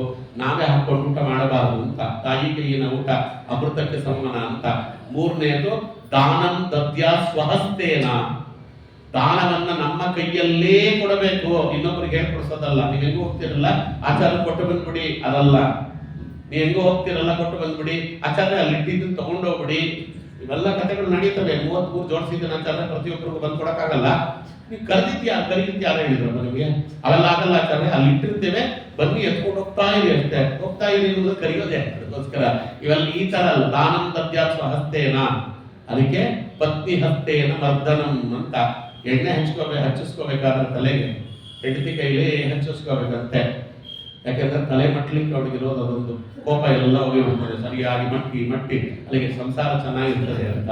ಅದಕ್ಕೋಸ್ಕರ ಇದನ್ನ ಅವ್ರು ಹೇಳ್ತಾರೆ ಪುರಾಣದಲ್ಲಿ. ದಾನಂ ದದ್ಯಾ ಸ್ವಹಸ್ತೇನ, ಸ್ವಹಸ್ತದಿಂದಲೇ ದಾನ ಮಾಡಬೇಕು. ದಾತವ್ಯ ಮಿತಿ ದಾನ ದೀಯತೆ ಅನುಪಕಾರಿಣೆ. ನಾನಿವನಿಗೆ ದಾನ ಕೊಟ್ರೆ ಇವನ್ ನನಗೆ ಏನ್ ಕೊಡಬಹುದು ಅಂತ ಯೋಚನೆ ಮಾಡಬೇಡಿ. ನೋಡಿ, ಆಚಾರ್ಯರ ದೊಡ್ಡ ಮತ ಹೇಳುತ್ತೇನೆ, ಇವೆಲ್ಲ ತಿಳಿಯಬೇಕಾದದ್ದು ಅಂತ ನಾನು ಹುಡುಗರಿಗೆ ಹೇಳೋದು. ಹುಡುಗರಿಗೆ ದೊಡ್ಡವರಿಗೂ ಹೇಳಬೇಕಾದದ್ದು. ನಮ್ಮ ಸಮಸ್ಯೆ ಆಗಿರೋದೇ ಗೊತ್ತಾ? ನಮಗೇನು ಪ್ರಾಬ್ಲಮ್ ಆಗಿರೋದು ಅಂದ್ರೆ, ನಾವು ಯಾರಿಗೂ ಉಪಕಾರ ಮಾಡಿರ್ತೇವೆ, ಅವನು ನಮ್ಮ ಕಷ್ಟ ಕಾಲಕ್ಕೆ ಉಪಕಾರಕ್ಕೆ ಬರುವುದಿಲ್ಲ. ಇದು ದೊಡ್ಡ ಸಮಸ್ಯೆ ನಮ್ಮದು. ಆಚಾರ್ಯ ಎಷ್ಟು ಕಷ್ಟಪಟ್ಟು ಯಾವೆಲ್ಲ ಮಾಡುತ್ತೆ ಗೊತ್ತಾ? ಅವ್ರು ತಿರುಗಿ ಕೂಡ ನೋಡಲಿಲ್ಲ. ಸಮಸ್ಯೆ ಅದಲ್ಲ, ಆಚಾರ್ಯರ ಶಾಸ್ತ್ರ ಓದಿಲ್ಲ ಅಂತ ಅರ್ಥ. ನೀವು ಯಾರಿಗೆ ಸಹಾಯ ಮಾಡಿರುತ್ತೀರೋ ಅವನು ಬರುವುದಿಲ್ಲ. ಆ ಸಮಯದಲ್ಲಿ ಭಗವಂತ ಬೇರೊಬ್ಬನನ್ನ ಕಳಿಸ್ತಾನೆ. ನೀವು ಯಾರು ಮಾಡಿರ್ತೀರೋ ಅವರು ಬರೋದಿಲ್ಲ. ನಮ್ಗೆ ಯಾವ ಕಾಲಕ್ಕೆ ಸರಿಯಾಗಿಗ ಯಾರೋ ಹೋಗ್ತಿದ್ರು, ಬಿದ್ರು ಕೆಳಗಡೆ, ನೀವು ಹೋಗಿ ಎತ್ತಿದ್ರಿ. ನೀವು ಬಿದ್ದಾಗ ಆ ವ್ಯಕ್ತಿ ಬರೋದಿಲ್ಲ ಎತ್ತಲಿಕ್ಕೆ, ಅವನೆಲ್ಲೋ ಇರ್ತಾನೆ. ನಾವ್ಯಾರೋ ಬಿದ್ದಾಗ ಇನ್ನೊಬ್ರು ಯಾರೋ ಬಂದು ಎತ್ತುತ್ತಾರೆ. ಅವಾಗ ನಾವು ಅನ್ಕೋಬೇಕು ಮುಯ್ಯಿಗೆ ಮುಯ್ಯಿ ತೀರಿತ್ತು. ಅದಕ್ಕೋಸ್ಕರ ಈ ಮಕ್ಕಳಿಗೆ ಮಾಡ್ರಿ, ಯಾರಿಗಾದ್ರೂ ಯಾರು ದೊಡ್ಡವರಿಗೆ ಏನೇ ಸೇವೆ ಮಾಡ್ರಿ, ಮಾಡಿದವರು ನಮಗೆ ಸಹಾಯ ಮಾಡುವುದಿಲ್ಲ. ದೀಯತೆ ಅನುಪಕಾರಿಣೆ, ಇದು ನಮ್ಗೆ ಅರ್ಥ ಆಗಲಿಲ್ಲ ಅಂದ್ರೆ ನಮ್ಮ ಪ್ರಾಬ್ಲಮ್ ಸಾಲ್ವ್ ಆಗುವುದಿಲ್ಲ. ನಮ್ಮ ದೊಡ್ಡ ಸಮಸ್ಯೆ ಅದು. ಬೇಕಾದಷ್ಟು ಜನ ಬಂದು ನಮ್ಗೆ ಸಹಾಯ ಮಾಡ್ತಾರೆ, ನಾವು ಅವನೇ ಬಂದು ಮಾಡ್ಬೇಕು, ಅವ ಮಾಡುವುದಿಲ್ಲ. ಅವನು ಮಾಡಬೇಕಾಗಿಲ್ಲ ಅಂತ ಅರ್ಥ. ನೀವು ಸರಿಯಾದ ಸಮಯದಲ್ಲಿ ಸರಿಯಾದ ರೀತಿಯಲ್ಲಿ ಭಗವಂತ ಹೇಳಿದ ಒಂದು ಮಾರ್ಗದಲ್ಲಿ ನೀವು ಧರ್ಮ ಕಾರ್ಯ ಮಾಡಿದ್ದೀರಿ ಅಂದ್ರೆ ದೇವರು ಇನ್ಯಾರನ್ನೋ ಕಳಿಸ್ತಾನೆ. ಆ ಸಮಯದಲ್ಲಿ ನಮ್ಮನ್ನು ಉದ್ಧಾರ ಮಾಡಲಿಕ್ಕೆ ದೇವರು ಇನ್ಯಾರನ್ನೋ ಕಳಿಸ್ತಾನೆ. ಗಜೇಂದ್ರ ಮೋಕ್ಷದ ಕಾಲದಲ್ಲಿ ಗಜೇಂದ್ರನನ್ನು ಕಾಪಾಡಲಿಕ್ಕೆ ಇನ್ನೊಂದು ಆನೆಯನ್ನು ಕಳಿಸಲಿಲ್ಲ ಸ್ವಾಮಿ, ತಾನೇ ಬಂದಲ್ಲ. ಅದಕ್ಕೋಸ್ಕರವಾಗಿ ಹೇಳಿದ್ದು. ಅದಕ್ಕೆ ಎಲ್ಲ ಯೋಗ್ಯತೆ ಇದ್ರೆ ತಾನೇ ಬರ್ತಾನೆ, ಇಲ್ಲ ಭಕ್ತರನ್ನು ಕಳಿಸ್ಕೊಡ್ತಾನೆ. ಯಾರೋ ಒಬ್ರು ಬಂದು ಕಷ್ಟ ಕಾಲದಲ್ಲಿ ನಮ್ಮ ಕೈ ಹಿಡಿದ ಮೇಲೆತ್ತಾರೆ. ಇದು ನಮ್ಗೆ ಅರ್ಥ ಆಗಲಿಲ್ಲ, ಜೀವನದಲ್ಲಿ ಸಂತೋಷವಾಗಿರ್ಲಿಕ್ಕೆ ಆಗಲ್ಲ. ಅದಕ್ಕೆ ನಾವು ಯಾರಿಗೋ ಕೊಟ್ರೆ, ಅಲ್ಲ ಆಚಾರ್ಯ ನಾನು 1000 ರೂಪಾಯಿ ಕೊಟ್ಟಿದ್ದೀನಿ, ಅವ್ರು 20 ರೂಪಾಯಿ ಕೊಟ್ರಲ್ಲ, ಸರಿನಾ ಆಚಾರ್ಯ, ದೀಯತೆ ಅನುಪಕಾರಿಣೆ, ನೀವು ಯಾಕೆ ತೆಗೆದು ನೋಡ್ತೀವಿ ಅಂತ ಮೊದಲನೇದು ಅಲ್ವಾ. ಆಮೇಲೆ ದೇಶೇ ಕಾಲೇ ಚ ಪಾತ್ರೇ ಚ, ಯಾವ ದೇಶದಲ್ಲಿ ಯಾವ ಕಾಲದಲ್ಲಿ ಯಾರು ಪಾತ್ರರು, ಇದನ್ನ ಯಾರು ಸರಿಯಾಗಿ ನೋಡಿಕೊಂಡು ಕೊಡುತ್ತಾರೆ, ತದ್ದಾನ ಸಾತ್ವಿಕಂ ಸ್ಮೃತಂ. ದೇಶ ಯಾವುದು ನೋಡ್ಬೇಕಲ್ವಾ ಅಲ್ವಾ. ಯಾವ ದೇಶದಲ್ಲಿ ಕೊಡ್ತಾ ಇದ್ದೇವೆ ಅಂತ, ಅಲ್ಲಿ ಈ ಚಳಿಗಾಲದಲ್ಲಿ ಕಬಡ್ಡಿ ದಾನ ಕೊಡಿ ಅಂತ ಹೇಳಿದ್ದಾರೆ. ಅದನ್ನು ನಾನು ಬೇಸಿಗೆ ಕಾಲದಲ್ಲಿ ವೈಶಾಖ ಮಾಸದಲ್ಲಿ ಕೊಟ್ರೆ, ವೈಶಾಖ ಮಾಸದಲ್ಲಿ ಅದು ಹಂಪೆಗೆ ಹೋಗಿಬಿಟ್ಟು ಅಲ್ಲಿ ಯಂತ್ರೋದ್ಧಾರಕ ಪ್ರಾಣದೇವರ ಎದುರುಗಡೆ ಒಂದು ಬಂಡೆ ಇದೆ, ಅಲ್ಲಿ ಹೋಗ್ರಿ ದಯವಿಟ್ಟು. ಆ ಬಂಡೆ ಮೇಲೆ ನಿಂತ್ರೆ ನಿಮ್ಗೆ ಬಿಸಿ ಹೆಂಗಿರ್ತದೆ ಅಂತ ಗೊತ್ತಾಗ್ತದೆ. ಅಲ್ಲಿ ಆಚಾರ್ಯ ನೀವೇ ಹೇಳಿದ್ರಿ ಕಂಬಳಿ ದಾನ ಕೊಡಬೇಕು ಅಂತ, ನೀವು ಕೂತ್ಕೋಬೇಡಿ, ಮಲ್ಕೊಂಡ್ಬಿಡಿ. ನೀವು ಮಲ್ಕೊಂಡ್ರೆ ಕಂಬಳಿ ಒತ್ತಿಸ್ಬಿಡ್ತೇವೆ, ದಾನ ಆಗ್ತದೆ ಅಂದ್ರೆ. ಕಂಬಳಿ ತೆಗೆದ್ರೆ ಬರೀ ಅಲ್ಲಿ ಭಸ್ಮ ಇರ್ತದೆ ಅಷ್ಟೇ, ಆಚಾರ ಇರೋದಿಲ್ಲ, ಹೋಗಿ ಬಿಟ್ಟಿರ್ತಾರೆ. ಹಂಗೆಲ್ಲ ದಾನ ಮಾಡೋದಲ್ಲ ಅಂತ. ಕಂಬಳಿ ಯಾವಾಗ ಕೊಡಬೇಕು ಹೇಳಿದ್ದಾರೆ ಅವಾಗ. ಅದಕ್ಕೆ ನೋಡಿ ಇವೆಲ್ಲ ಮಾತು ಕನಕದಾಸರ ಬಾಯಲ್ಲಿ, ಏನು ಇಲ್ಲದ 2 ದಿನದ ಸಂಸಾರ, ಜ್ಞಾನದಿಂದಲೇ ದಾನ ಧರ್ಮ ಮಾಡೋ ಮನುಜ ಅಂತಾರೆ. ಜ್ಞಾನ ಇಟ್ಟುಕೊಂಡು ಮಾಡಯ್ಯ, ದಾನ ಮಾಡಬೇಕು ಅಂತ ಏನೇನೋ ದಾನ ಮಾಡೋದಲ್ಲ ಅಂತ. ಅದಕ್ಕೆ ಇದನ್ನು ದೀಯತೆ ಅನುಪಕಾರಕ್ಕೆ ದೇಶೇ ಕಾಲೇಚ ಪಾತ್ರೇಚ, ದೇಶ ಯಾವ ಕಾಲದಲ್ಲಿ ಏನು ದಾನ ಮಾಡಬೇಕು ಅಂತಿದೆಯಲ್ಲ. ಹಸ್ತಿದ್ದಾನೆ, ಹಸ್ತವನಿಗೆ ಅನ್ನ ಕೊಡಬೇಕಲ್ವಾ. ಹಸಿದು ಬಂದವರಿಗೆ ಅಶನವೀಯಲ್ಲಿ ಬೇಕು, ಹಸ್ತು ಬಂದವರಿಗೆ ಇಲ್ಲ ಆಚಾರ್ಯ ಕೂತ್ಕೊಳ್ರಿ ದಾನ. ಅನ್ನದಾನ ಎಲ್ಲರೂ ಮಾಡ್ತಿರ್ತಾರೆ ಆಚಾರ್ಯ. ನಿಮ್ಗೆ ಒಳ್ಳೆ ಪೀತಾಂಬರ ಕೊಡ್ತೇನೆ ಅಂತಲ್ಲ. ಕಥೆ ಇದೆ ಪುರಾಣದಲ್ಲಿ. ಯಾರೊಬ್ರು ಪಾಪ ಆಚಾರ್ಯರು ತುಂಬಾ ಹಸ್ತಿದ್ರಂತೆ, ಅಲ್ಲಿಗೆ ಹೋಗಿ ಎದುರುಗಡೆ ಹೋಗಿದ್ರಂತೆ. ಅವಾಗ ಭೌತಿ ಭಿಕ್ಷಾಂತೆ ಅಂತ ಕೇಳಲಿಕ್ಕೆ ಅವ ದೊಡ್ಡದಾಗಿರ್ತಕ್ಕಂಥ ಕಾವ್ಯದ ಪಂಡಿತ ಆ ಹೊರಗಡೆ ಬಂದು ಹೇಳಿದ್ರಂತೆ, ಇದೇನು ಅನ್ನ ಅನ್ನ ಅನ್ನ ಅಂತ ಸಾಯ್ತಿರೋ, ಅನ್ನದಲ್ಲಿ ಏನಿದೆಯೋ ನಿಜವಾದ ರಸ ಇರೋದು ಕಾವ್ಯ ರಸದಲ್ಲಿ. ನಾನು ನಿಮಗೆ ಅಭಿಜ್ಞಾನ ಶಾಕುಂತಲೆ ಪಾಠ ಹೇಳಿದ್ದೇನೆ ಕೂತ್ಕೋ ಅಂದವ. ಅವ್ರು ನೋಡಿದ್ರು ಇದು ನಾಟಕ ಅಷ್ಟೇ, ಇವ್ರ ಮನೇಲಿ ಏನು ಸಿಗುವುದಿಲ್ಲ. ಪಕ್ಕದ ಮನೆಗೆ ಹೋದ್ರು, ಭವತಿ ಭಿಕ್ಷಾಂದೇಹಿ ಅಂತ. ಅವ ವ್ಯಾಕರಣ ಪಂಡಿತ. ಅವ ನೋಡಿದ ಅನ್ನ ಅನ್ನ ಅಂತಿದ್ಯಲ್ಲ, ಅನ್ನದ ಮೂಲ ಧಾತು ಪದ ಯಾವುದು ಅಂತ ಗೊತ್ತಿದ್ಯಾ, ಅದು ನಿಷ್ಪತ್ತಿ ಯಾವುದು ಅಂತ ಗೊತ್ತಿದ್ಯಾ. ಅವ್ರು ಹೇಳಿದ್ರು ಅನ್ನ ಅಂತ ಹೊಟ್ಟೆಯಲ್ಲಿ ಹಸ್ದು ನನ್ನ ಜೀವನದಲ್ಲಿ ಇರುವಂತಹ 72,000 ಧಾತುಗಳು ಹೋಗುವ ಪರಿಸ್ಥಿತಿ ಬಂದಿದೆ. ಅನ್ನ ಧಾತು ಪದ ನನಗೇನು ಗೊತ್ತು ಅಂದ್ರೆ, ನಿಮ್ಮಂತವರಿಂದ ದೇಶಕ್ಕೆ ಕೆಟ್ಟ ಹೆಸರು ಬಂದಿರೋದು. ಭಟ್ಟೋಜಿ ದೀಕ್ಷಿತನ ಕೌಮೋದಿ ಸಿದ್ಧಾಂತ ಪಾಠ ಹೇಳ್ತೇನೆ ಗೊತ್ತು ಅಂದವ. ಇಲ್ಲೂ ಆಗಲ್ಲ, ಮುಂದಕ್ಕೆ ಹೋದ್ರೆ ಲಾಯರ್ ಮನೆ, ಅದು ವಕೀಲರ ಮನೆ. ಇವರೋಗ ಅನ್ನ ಅಂತ ಕೇಳಿದ್ರು, ದ್ರೌಪದಿ ಭಿಕ್ಷಾಂತಿ. ಅವ್ನು ಹೊರಗೆ ಬಂದ, ನೀವು ಸುಮ್ಮನೆ ಅನ್ನ ಅನ್ನ ಅಂತ ಕೇಳಿದ್ರೆ ಅನ್ನ ಹಾಕ್ಲಿಕ್ಕೆ ಆಗಲ್ಲಪ್ಪ, ನನಗೆ ಹಸಿವಾಗಿದೆ ಅಂತ ಕೋರ್ಟ್ಗೆ ಒಂದು ಅಪ್ಲಿಕೇಶನ್ ಹಾಕು. ನಾವೆಲ್ಲ ಲಾಯರ್ಗಳಿರ್ತೇವೆ, ಹಸಿವು ಅಂದ್ರೆ ಏನು, ಅದು ಯಾವಾಗ ಆಗತ್ತೆ, ಅದಾದಾಗ ಹೆಂಗಿರ್ತದೆ, ಮನುಷ್ಯನ ಸ್ಥಿತಿಗತಿ ಏನು, ಎಷ್ಟೊತ್ತಲ್ಲಿ ಅನ್ನ ತಿನ್ನಬೇಕು, ಇಲ್ಲಾಂದ್ರೆ ಎಷ್ಟೊತ್ತಲ್ಲಿ ಸಾಯ್ತಾನೆ, ಇವೆಲ್ಲ ವಿಚಾರಣೆ ಮಾಡಿ ಜಡ್ಜ್ ಮುಂದೆ ಎಲ್ಲವನ್ನ ಮಂಡಿಸಿ, ಜಡ್ಜ್ ಏನಾದ್ರೂ ಇವನಿಗೆ ಅನ್ನ ಕೊಡಬಹುದು ಅಂತ ತೀರ್ಪು ಕೊಟ್ರೆ ಒಂದು ಇಡೀ ಅನ್ನ ಕೊಡುವುದಕ್ಕೆ ಯೋಚನೆ ಮಾಡ್ತೇನೆ. ಹಿಂಗಾಗ್ಬಿಟ್ರೆ ಪರಿಸ್ಥಿತಿ. ಅದಕ್ಕೆ ಹಸಿದು ಬಂದವರಿಗೆ ಅದಕ್ಕೆ ಅರ್ಶನವಿಯಲು ಬೇಕು. ಅದಕ್ಕೆ ದೇಶೇ ಕಾಲೇಚ ಪಾತ್ರೇಚ. ಅದಕ್ಕೋಸ್ಕರ ಕಾಲ ಯಾವ ಕಾಲದಲ್ಲಿ ಬಂದಿದ್ದಾರೆ ಮೊದಲು ಕೊಟ್ಟು ಬಿಡ್ರಿ, ಅವ್ರಿಗೆ ಆಮೇಲೆ ಮಿಕ್ಕಿದ್ದೆಲ್ಲ. ಅದಕ್ಕೆ ಪಾತ್ರ ಅಂದ್ರೆ ನಾಳೆ ನಾನು ಅದನ್ನು ವಿವರಣೆ ಮಾಡ್ತೇನೆ. ಯಾರು ಪಾತ್ರರು ಅಂತ ಹೇಳ್ತಾರೆ. ಈಗ ನೋಡ್ರಿ, ನಮ್ಮ ಇಂಗ್ಲಿಷ್ ನಲ್ಲಿ 2 ಪದ ಇದೆ, ಎಲಿಜಿಬಲ್, ಕ್ವಾಲಿಫೈಡ್ ಅಂತ 2 ಪದ. ಎಲಿಜಿಬಲ್ ಆಗಿರ್ಬೇಕಾದ್ರೆ ಕ್ವಾಲಿಫೈಡ್ ಆಗಿರ್ಬೇಕು ಅಂತ ಏನು ಗ್ಯಾರಂಟಿ ಇಲ್ಲ.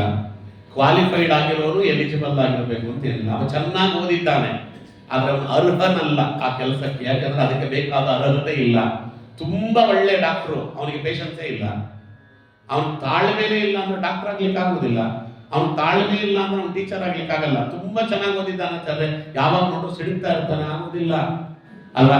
ತುಂಬಾ ತಾಳ್ಮೆ ಇದೆ, ಅವನ ವಿದ್ಯೆ ಇಲ್ಲ, ಅವನು ಎಲಿಜಿಬಲ್ ಅಲ್ಲ. ಅದಕ್ಕೆ ಎಲಿಜಿಬಿಲಿಟಿ ಕ್ವಾಲಿಫಿಕೇಶನ್ ಎರಡೂ ಇರ್ಬೇಕು. ಅದನ್ನ ಪಾತ್ರ ಅಂತ ಕರೆದು. ಅದಕ್ಕೆ ನೋಡ್ರಿ ಇಲ್ಲಿ ತಪಸ್ವಾಧ್ಯಾಯ ವಿದ್ಯಾವಿಹಿ ವಿಪ್ರಹ ಪಾತ್ರತ್ವ ಅಶ್ನುತೆ ದುರ್ಲಭಂ ತ್ರಯಮೇಕತ್ರ ಕುತ್ರಚಿತ್ ಸುಲಭಂ ದ್ವಯಂ ಏಕೈಕಸ್ಮಾತ್ ಅಪಿ ಪ್ರೋಕ್ತಂ ಪಾತ್ರತ್ವಂ ನಾಣ್ಯತೆ ಹಿತತ್. ವಿಷ್ಣು ರಹಸ್ಯದ ಮಾತನ್ನು ಆಚಾರ್ಯರು ಕೊಡ್ತಾರೆ. ಒಂದು ದಾನ ತಗೋಬೇಕಾದ್ರೆ, ಪಾತ್ರ ಅಂತ ನಿರ್ಧಾರ ಮಾಡಬೇಕಾದ್ರೆ ಮೂರನ್ನು ನೋಡಬೇಕಂತೆ. ಮೊದಲನೇದು ತಪಸ್ಸು. ತಪಸ್ಸಲ್ಲಿ ಮಾಡ್ತಿರ್ತಾರೆ ಆಚಾರ್ಯ ಎಲ್ಲ, ತಪ ಆಲೋಚನೆ ಅಂತ ದಾತು. ಅವನ ಆಲೋಚನೆಗಳು ಹೇಗಿವೆ ಅಂತ ನೋಡಬೇಕು. ಅವನ ಆಲೋಚನೆಗಳು ಒಳ್ಳೆಯದಾಗಿದ್ರೆ ಅವನ ಅರ್ಹ ಅಂತ ಅರ್ಥ. ಅವನ ಆಲೋಚನೆ ಕೆಟ್ಟದ್ದಾಗಿದ್ರೆ ಅವನು ಎಂಥ ದೊಡ್ಡ ಪಂಡಿತನಾದ್ರೂ ಅವನಿಗೆ ದಾನ ಕೊಡಬೇಡ್ರಿ. ಅವನ ಆಲೋಚನೆ ಇನ್ನೊಬ್ಬರು ಹಾಳಾಗ್ಲಿ, ಇನ್ನೊಬ್ಬರ ಮನೆ ನೆಗೆದು ಬಿದ್ದು ಹೋಗ್ಲಿ, ಅವರ ಹಾಳು ಬಿದ್ದು ಹೋಗ್ಬಿಡ್ಬೇಕು, ಈ ತರದ್ದೇ ಅವನ ತಲೆಯಲ್ಲಿ ಓಡ್ತಾ ಇದೆ ಅಂದ್ರೆ ಅವನು ಕೊಡ್ಲಿಕ್ಕೆ ಹೋಗಬೇಡ್ರಿ. ಇಂಥ ತಪಸ್ಸು ಅನ್ನೋದು ತಪ ಆಲೋಚನೆ. ಅವನ ಆಲೋಚನೆ ಚೆನ್ನಾಗಿರ್ಬೇಕು. ಅವನ ಆಲೋಚನೆ ಅದು ಬಹಿರ್ಮುಖವಾಗಿರ್ಬೇಕು, ಭಗವಂತ ಪ್ರೀತನಾಗಲಿ ಎನ್ನುವ ಒಂದು ತತ್ವದಿಂದ ಕೊಡಿರ್ಬೇಕು. ಮೊದಲನೇ. ಎರಡನೆಯದು ಸ್ವಾಧ್ಯಾಯ.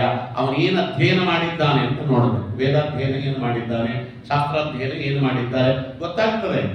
ನಿಮ್ಗೇನು ಗೊತ್ತಾಗಲ್ಲ ಅಲ್ಲ, ಅವನ ಮಾತಲ್ಲಿ ಗೊತ್ತಾಗಿಬಿಡ್ತದೆ. ಹನುಮಂತ ದೇವರ ಕಥೆಯನ್ನು ಮೊದಲನೇ ದಿನ ಕೇಳಿದ್ರಲ್ಲ, ನಾಮೃಗ್ವೇದ ವಿನೀತಸ್ಯ ನಾ ಯಜುರ್ವೇದ ಧಾರಿಣಃ ಸ ಸಾಮವೇದ ವಿದುಷಃ ಕಸ್ಯ ನೈವಂ ಪ್ರವಾಸಿತಂ. ಆ ವಿದ್ಯೆ ಓದಿದ್ದವನು ಮಾತಾಡುವ ರೀತಿಯೇ ಬೇರೆ, ಅದರಲ್ಲೂ ಶಾಸ್ತ್ರ ವಿದ್ಯೆಯನ್ನು ಓದಿದ್ದವರು ಮಾತಾಡುವ ರೀತಿಯೇ ಬೇರೆ, ಲೌಕಿಕ ವಿದ್ಯೆ ಓದಿದವರು ಮಾತಾಡುವ ರೀತಿಯೇ ಬೇರೆ. ಕೆಲವರು ಇರ್ತಾರೆ ಒಳ್ಳೆ ವಿದ್ಯೆ ಓದಿರ್ತಾರೆ, ಮಾತಾಡ್ಲಿಕ್ಕೆ ಬರುವುದಿಲ್ಲ, ಅಂತವರು ಪಾತ್ರರಲ್ಲ ಅಂತ ಹೇಳಿದ್ರು. ನನ್ನ ವಿದ್ಯೆ ಅನ್ನುವುದು ನನಗೆ ವಾಕ್ ಸಿದ್ಧಿಯನ್ನು ಕೊಡ್ಲಿಲ್ಲ ಅಂದ್ರೆ ಅದು ನನಗೆ ಪಾತ್ರತೆಯನ್ನು ತಂದು ಕೊಟ್ಟಿಲ್ಲ ಅಂತ ಅರ್ಥ.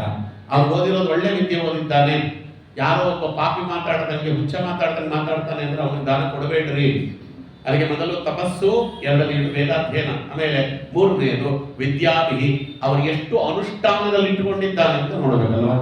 ಬರೀ ಬಾಯಲ್ಲಿ ಹೇಳ್ತಾ ಇದ್ದಾರೆ ಏಕಾದಶಿ ಮಾಡಿ ಅಂತ ನಾನು ನಿಮಗೆಲ್ಲ ಹೇಳ್ಬಿಟ್ಟು, ಏಕಾದಶಿನ ನಾನೇ ಒಂದು ಬಕೀಟು ಉಪ್ಪಿಟ್ಟು ಒಂದು ಸ್ವಲ್ಪ ಕಾಫಿ ಕೊಡೋದು ಕೂತ್ಬಿಟ್ರೆ ಅಲ್ಲಿ ಹೇಳಲಿಕ್ಕೆ ನನಗೆ ಅರ್ಹತೆ ಬೇಕೋ ಬೇಡವೋ. ನಾನು ಏನನ್ನ ನಿಮಗೆ ಹೇಳುತ್ತೇನೆ, ನಾನು ನನ್ನ ಕೈಲಾಗುವಷ್ಟು ಅದನ್ನು ನಾನು ಅನುಷ್ಠಾನದಲ್ಲಿ ಇಟ್ಟುಕೊಂಡಿದ್ರೆ ಮಾತ್ರ ನಿಮ್ಗೆ ಅದನ್ನು ಹೇಳ್ಕೊಳ್ಳಿಕ್ಕೆ ನನಗೆ ಅರ್ಹತೆ ಬರ್ತದೆ. ಅದಕ್ಕೋಸ್ಕರ ಹೇಳಿದ್ದು. ನೀವು ಹೆಂಗೆ ಹೇಳ್ತಿದ್ದೀರಾ ಯಾಕಂದ್ರೆ ಓದಿದ್ದೇನೆ ಹೇಳ್ತಿದ್ದೇನೆ ಅಂತ, ಅಧ್ಯಯನ ಮಾಡಿದ್ದೇನೆ ಹೇಳ್ತಿದ್ದೇನೆ. ಅಧ್ಯಯನ ಮಾಡಿದರೆ ನಿಮ್ಗೆ ಪ್ರವಚನ ಮಾಡ್ಲಿಕ್ಕೆ ಎಲಿಜಿಬಿಲಿಟಿ ಬರ್ತದೆ, ಪ್ರವಚನ ಮಾಡ್ಲಿಕ್ಕೆ ನಮ್ಗೆ ಅರ್ಹತೆ ಬರ್ತದೆ. ಅಧ್ಯಯನವೇ ಮಾಡಲಿಲ್ಲ ಅಂದ್ರೆ ಹೆಂಗೆ? ನೋಡ್ರಿ, ಅಧ್ಯಯನ ಮಾಡಿದವರು ಮಾತಾಡುವುದಕ್ಕೂ ಏನು ಅಧ್ಯಯನವೇ ಮಾಡದೆ ಅಂತವ್ರು ಮಾತಾಡೋದಕ್ಕೂ ನನಗಿನ್ನ ಚೆನ್ನಾಗಿ ನಿಮಗೆ ಗೊತ್ತಾಗಿಬಿಡ್ತದೆ. ಯಾಕೋ ಆಚಾರ್ಯ ಇವತ್ತು ಏನೇನು ಮಾತಾಡ್ತಾರೆ, ಸರಿಯಾಗಿ ಓದ್ಕೊಂಡ್ ಅಂತ ಕಾಣ್ತದೆ ಅಂತ ಅವ್ರು ಅಂದ್ಬಿಡ್ತಾರೆ ಅಲ್ಲಿಗೆ ಅಲ್ವಾ. ಅದಕ್ಕೆ ಇವತ್ತು ಆಚಾರ್ಯ ತುಂಬಾ ಓದ್ಕೊಂಡ್ ಬಂದಿದ್ದಾರೆ ಅಂತ ಕಾಣ್ತಪ್ಪ, ಸುಮಾರು ಹೇಳಿದ್ರು ಅಂತ ಕೇಳುವವರು ಗೊತ್ತಾಗ್ತದೆ. ಅವರೇನು ತುಂಬಾ ವಿದ್ವಾಂಸರಾಗಬೇಕು ಅಂತ ಏನಿಲ್ಲ. ನನ್ನ ಮಾತು ಅನ್ನುವುದು ನನ್ನ ಅಧ್ಯಯನವನ್ನ, ಅದರ ಹಿಂದಿನ ಶ್ರದ್ಧೆಯನ್ನ, ನಾನು ಏನು ಅನುಷ್ಠಾನವನ್ನು ಮಾಡಿಕೊಂಡಿದ್ದೇನೆ ಅವೆಲ್ಲವನ್ನ ಪ್ರತಿಬಿಂಬಿಸ್ತದೆ. ಅದಕ್ಕೆ ವಾಗ್ಭೂಷಣಂ. ನನ್ನ ಮಾತು ಅನ್ನುವುದು ನನ್ನ ವ್ಯಕ್ತಿತ್ವದ ಕನ್ನಡಿ. ನನ್ನ ಬಟ್ಟೆಯಾಗಲಿ, ನನ್ನ ಮುಖವಾಗಲಿ, ನನ್ನ ವ್ಯಕ್ತಿತ್ವ, ನನ್ನ ಈ ಇರುವಿನ ಅರಿವಾಗಲಿ ಯಾವುದು ನನಗೆ ಮರ್ಯಾದೆ ತಂದು ಕೊಡುವುದಿಲ್ಲ. ನಮಗೇನಾದ್ರೂ ಪ್ರಪಂಚದಲ್ಲಿ ಒಂದು ಮಾನ್ಯತೆ ಮರ್ಯಾದೆ ಅಂತ ತಂದು ಕೊಡುವುದಿದ್ರೆ ನಮ್ಮ ಮಾತು. ನಾವು ಹಿಂಗೆ ಮಾತಾಡ್ತೇವೆ ಅನ್ನೋದ್ರ ಮೇಲೆ ಜನ ನಮಗೆ ಮರ್ಯಾದೆ ಕೊಡ್ತಾರೋ ಮರ್ಯಾದೆ ಕೊಡುವುದಿಲ್ವೋ ಅನ್ನೋದು ಗೊತ್ತಾಗ್ತದೆ. ಜಿಹ್ವಾಗ್ರೆ ವಸತೆ ಲಕ್ಷ್ಮಿ ಜಿಹ್ವಾಗ್ರೆ ಮಿತ್ರಬಾಂಧವಾಹ. ನಾಲಿಗೆ ಚೆನ್ನಾಗಿದ್ದವನ ಮನೆಯಲ್ಲಿ ಲಕ್ಷ್ಮಿ ತಾಂಡವಾಡುತ್ತಾಳೆ, ನಾಲಿಗೆ ಚೆನ್ನಾಗಿರುವವರ ಮನೆಯಲ್ಲಿ ಸಾತ್ವಿಕರಿರುತ್ತಾರೆ. ಜಿಹ್ವಾಗ್ರೆ ಮರಣಂ ಧ್ರುವಂ. ನಾಲಿಗೆ ಚೆನ್ನಾಗಿಲ್ಲ ಅಂದ್ರೆ ಅವನ ನಾಲಿಗೆ ಅವನನ್ನ ಮರಣಕ್ಕೊಳಗಾಗಿಬಿಡ್ತದೆ ಅಂತ ಒಂದು ಮಾತು ಬೈದು ಬಿಟ್ರು ದೊಡ್ಡವರಿಗೆ, ಅವ್ರ ಮನಸ್ಸಿಗೆ ನೋವು ಮಾಡಿಬಿಟ್ಟ ಅಂದ್ರೆ ಅದು ಸತ್ತ ಅಂತಲೇ ಅರ್ಥ. ಅದಕ್ಕೆ ಮೂರನ್ನ ನೋಡಿಕೊಂಡು ಆಮೇಲೆ ದಾನ ಮಾಡ್ರಿ ಅಂತ. ಅದಕ್ಕೆ ಮೊದಲು ತಪಃ ಸ್ವಾಧ್ಯಾಯ ವಿದ್ಯಾಭಿಹಿ ವಿಪ್ರಹ ಪಾತ್ರತ್ವಮಶ್ನುತೆ. ಒಂದು ತಪಸ್ಸು, ಒಂದು ವೇದಾಧ್ಯಯನ, ಆಮೇಲೆ ಅವೆರಡರಿಂದ ಮಾಡಿರುವಂತಹ ಅಧ್ಯಾತ್ಮ ವಿದ್ಯೆ ಅನುಷ್ಠಾನ. ಅದಕ್ಕೆ ಅವರೇ ಹೇಳಿಬಿಡ್ತಾರೆ, ಕಲಿಯುಗದಲ್ಲಿ ಮೂರು ಒಂದು ಕಡೆ ಸಿಗುವುದು ದುರ್ಲಭಂ ತ್ರಯಮೇಕತ್ರ ಕುತ್ರಚಿತ್ ಸುಲಭಂ ದ್ವಯಂ. ಅದಕ್ಕೆ ಎರಡಾದ್ರೂ ಇದ್ರೆ ಅವನು ದಾನ ಕೊಡ್ರಿ. ಮೂರು ಒಟ್ಟಿಗೆ ಇರುವುದು ಸಾಧ್ಯವೇ ಇಲ್ಲ ಕಲಿಯುಗದಲ್ಲಿ ತಪಸ್ಸು, ವೇದಾಧ್ಯಯನ ಮತ್ತೆ ಆಧ್ಯಾತ್ಮ ವಿದ್ಯೆ ಆಚರಣೆ ಮೂರು ಒಟ್ಟಿಗೂಡುವುದಕ್ಕೆ ಸಾಧ್ಯವೇ ಇಲ್ಲ ಕಲಿಯುಗದಲ್ಲಿ. ಎರಡಾದರೂ ಇದ್ರೆ ಅವನಿಗೆ ದಾನ ಕೊಡ್ರಿ. ಮೂರರಲ್ಲಿ ಒಂದೋ ಎರಡು ಇದ್ರೆ ಪಾತ್ರ ಅಂತ. ಮೂರು ಇಲ್ಲದೆ ಇದ್ರೆ ಅವನನ್ನು ದಾನ ಕೊಡಬೇಡಿ ಅಂತ ಹೇಳಿದ್ರು. ಅವನಿಗೆ ದಾನ ಕೊಡಬೇಡಿ. ಕೆಲವು ದಾನಗಳಿವೆ, ಆ ದಾನಗಳನ್ನು ಯಾರಿಗಂತವರು ಕೊಡೋದಲ್ಲ. ಗೋದಾನ ಇದೆ, ಸುವರ್ಣ ದಾನ ಇದೆ, ಸುಮಾರು ಭೂದಾನಗಳಿವೆ. ಅವೆಲ್ಲ ದಾನ ಕೊಡಬೇಕಾದ್ರೆ ಅವನ ಜೊತೆಯಲ್ಲಿದ್ದು 1 ವರ್ಷ ಅವನನ್ನ ಚೆನ್ನಾಗಿ ಪರೀಕ್ಷೆ ಮಾಡಿ ಅದಾದ್ಮೇಲೆ ದಾನ ಕೊಡಿ ಇರ್ತದೆ ವಿಷ್ಣು ರಹಸ್ಯ. ನೀವು ಚಿನ್ನ ದಾನ ಕೊಡ್ತೀರಿ, ಆ ವೇಶ್ಯೆ ಮನೆಗೆ ಹೋದ, ಯಾರು ಬರ್ತದೆ ಪಾಪ? ಅದು ಕೊಟ್ಟವರಿಗೆ ಬರ್ತದೆ ಪಾಪ ಅಲ್ವಾ? ನೀನ್ ಯಾಕೆ ನೋಡ್ಕೊಂಡು ಕೊಡ್ಲಿಲ್ಲ ಅಂತ ಕೇಳ್ತಾರೆ ಯಮದೇವರು. ಅಲ್ಲ ನನಗೇನ್ ಗೊತ್ತಾಗ್ತದೆ, ಅವ್ನು ಕೊಟ್ಮೇಲೆ ಅವನೇನ್ ಮಾಡ್ಕೊಂಡು ನನಗೇನ್ ಗೊತ್ತು ಅಂತ ಹೇಳೋಂಗಿಲ್ಲ. ಸುವರ್ಣ ದಾನ ಆಮೇಲೆ ನೀವು ಜಾಗ ಕೊಡ್ತೀರಿ, ಅಲ್ಲೇನು ಮಠ ಕಟ್ಟಿದ ಅಥವಾ ಉಪನ್ಯಾಸ ಮಂದಿರ ಕಟ್ಟಿದ ಸರಿ, ಅಲ್ಲೇ ಒಂದು ಇಸ್ಪೀಟ್ ಅಂಗಡಿ ಕಟ್ಟಿಬಿಟ್ರೆ ಅವ್ನು ಕಟ್ಟಿಬಿಟ್ಟ, ಪಾಪ ಯಾರು ಹೋಗುತ್ತೆ? ಬದುಕಿರೋವರೆಗೂ ನಮ್ಗೆ ಹೋಗುತ್ತೆ ಅಲ್ಲ, ಅದು ಎಲ್ಲಿವರೆಗೂ ನಡೆಯುತ್ತೋ ಅಲ್ಲಿವರೆಗೂ ನಮ್ಗೆ ಪಾಪ ಬರ್ತಲೇ ಇರುತ್ತದೆ. ಅದಕ್ಕೋಸ್ಕರ ಹುಷಾರು ಭೂದಾನ ಮಾಡುವಾಗ. ಗೋದಾನ ಅವನು ಸರಿಯಾಗಿ ಗೋವನ್ನು ಉಪಯೋಗಿಸ್ಕೊಂಡ ಸರಿ, ಅವನು ಕಸಾಯಿ ಕಾಲಿಗೆ ಮಾರಿಬಿಟ್ರೆ ಗೋವನ್ನ, ಗೋ ಹತ್ಯೆಯ ಪಾಪ ಯಾರಿಗೆ ಬರ್ತದೆ? ಈ ಒಂದು ದಾನಗಳನ್ನು ಮಾಡುವಾಗ ಬಹಳ ಹುಷಾರಾಗಿರಿ. 1 ವರ್ಷ ಅವನ ಜೊತೆಯಲ್ಲಿ ಇದ್ದುಕೊಡ್ರಿ ಅಂತ. ಅದಾದ ಮೇಲೆ ಅವನು ದಾರಿ ತಪ್ಪಿದ್ರೆ ಆ ಪಾಪ ಬರುವುದಿಲ್ಲ. ಅದಕ್ಕೋಸ್ಕರ ಅಂತ ಹೇಳ್ತಾರೆ ಈ 3 ಇಲ್ವಾ ಪಾತ್ರತೆ ಎನ್ನುವುದು. ಅದಕ್ಕೆ ನೋಡ್ರಿ, ಕೆಲವಕ್ಕೆ ಏನು ನೋಡ್ಬೇಡಿ, ಅನ್ನಸ್ಯ ಕ್ಷುದಿತ ಪಾತ್ರ, ಅವನು ಹಸ್ತಿದ್ದಾನಿದ್ರೆ ಊಟ ಹಾಕಿಬಿಡ್ರಿ, ಅಲ್ಲಿ ಜಾತಿ ಮತ ಏನು ನೋಡ್ಲಿಕ್ಕೆ ಹೋಗಬೇಡ್ರಿ. ಅನ್ನಸ್ಯ ಕ್ಷುದಿತ ಪಾತ್ರ ಪಾನೀಯಸ್ಯ ಪಿಪಾಸಿತಂ, ಅವ ಬಾಯಾರಿಕೆ ಕೊಂಡಿದ್ದಾನೆ ನೀರು ಕೊಟ್ಬಿಡ್ರಿ.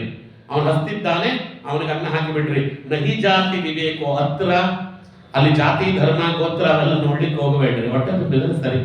ಅದೇಕೆಂದ್ರೆ ಇವೆರಡೇ 2 ದಾನ ಸಾಕು ಅನ್ನಿಸುವ ದಾನ. ಇನ್ಯಾವ ದಾನವೂ ಕೂಡ ಮನುಷ್ಯನನ್ನ ಸಾಕು ಅಂತ ಹೇಳಿಸುವುದಿಲ್ಲ. ಅನ್ನ ಮಾತ್ರ ಸಾಕು, ನೀರು ಮಾತ್ರ ಸಾಕು ಅಂತಾನೆ, ಮಿಕ್ಕಿದ ಏನ್ ಕೊಟ್ಟರು ಬೇಕು ಅಂತಲ್ವಾ ಅಲ್ವಾ? ಅದಕ್ಕೋಸ್ಕರ ಅದಕ್ಕೆ ವಿಶೇಷ ಬ್ರಾಹ್ಮಣ ಸ್ಮೃತ. ಅದರಲ್ಲಿ ನಿಮಗೆ ಬ್ರಾಹ್ಮಣರು ಸಿಕ್ಕರೆ ಪುಣ್ಯ. ಅನ್ನದಾನಕ್ಕೆ ಮತ್ತೆ ನೀರಿನ ದಾನಕ್ಕೆ ಬ್ರಾಹ್ಮಣರು ಸಿಕ್ಕರೆ ಬಹಳ ಪುಣ್ಯ ಅಂತ. ಅದಕ್ಕೆ ಯೋಗ್ಯರಾದವರು ನಮ್ಮಲ್ಲಿ ಅದಕ್ಕೋಸ್ಕರವಾಗಿ ಬೈತಾರೆ ಸುಮಾರು ಜನ. ಊಟಕ್ಕೆ ಅಂದ್ರೆ ಬಂದ್ಬಿಡ್ತಾರೆ ಆಚಾರ್ಯ, ಯಾರು ಪಾಠಕ್ಕೆ ಬರೋದಿಲ್ಲ.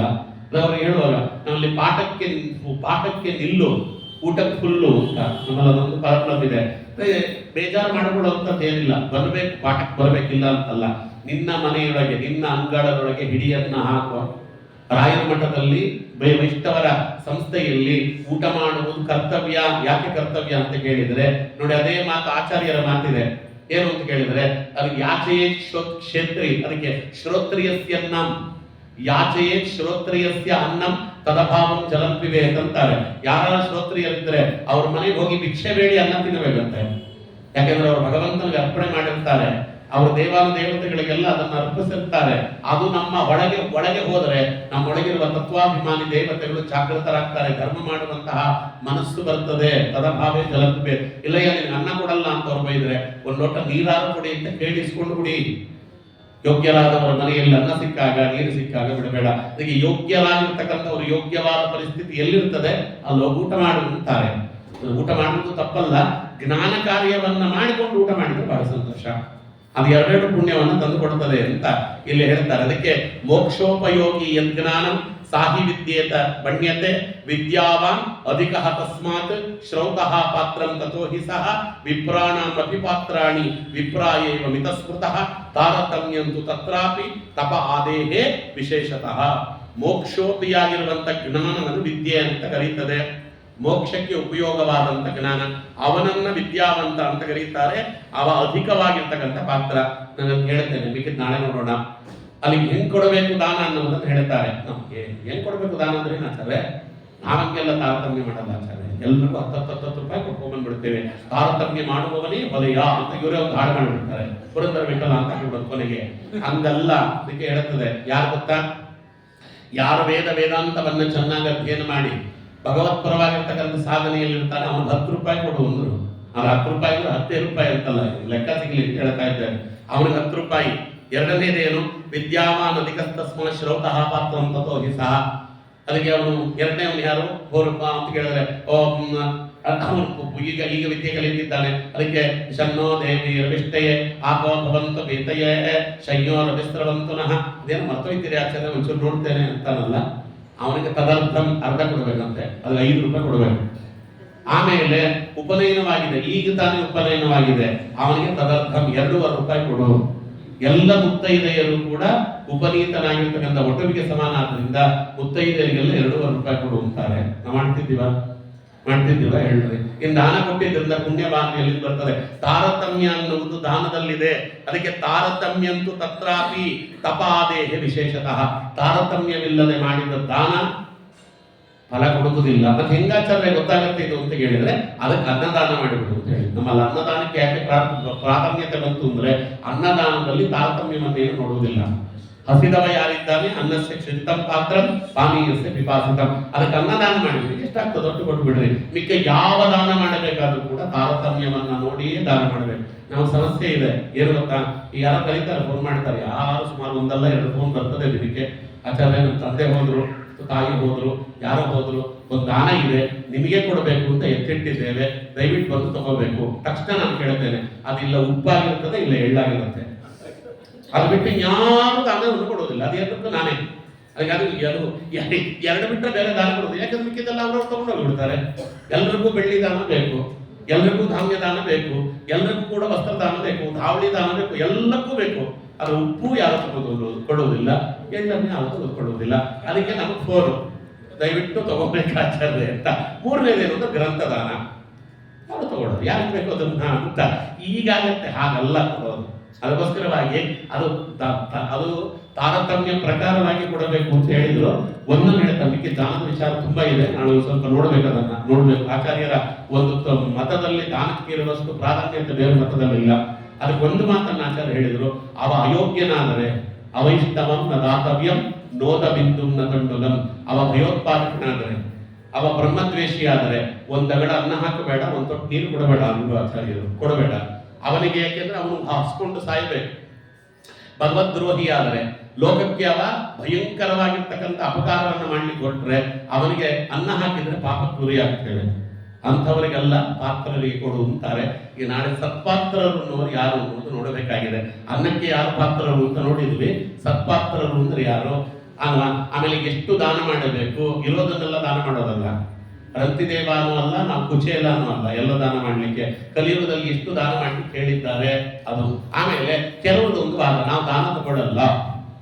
ಯಾಕೆ ದಾನ ತಗೊಳ್ಳಲ್ಲ ಅಂದ್ರೆ, ದಾನ ತಗೊಂಡ್ರೆ ನಾವು ಜಪ ಮಾಡಬೇಕಾಗ್ತದೆ ಆಚಾರ್ಯ.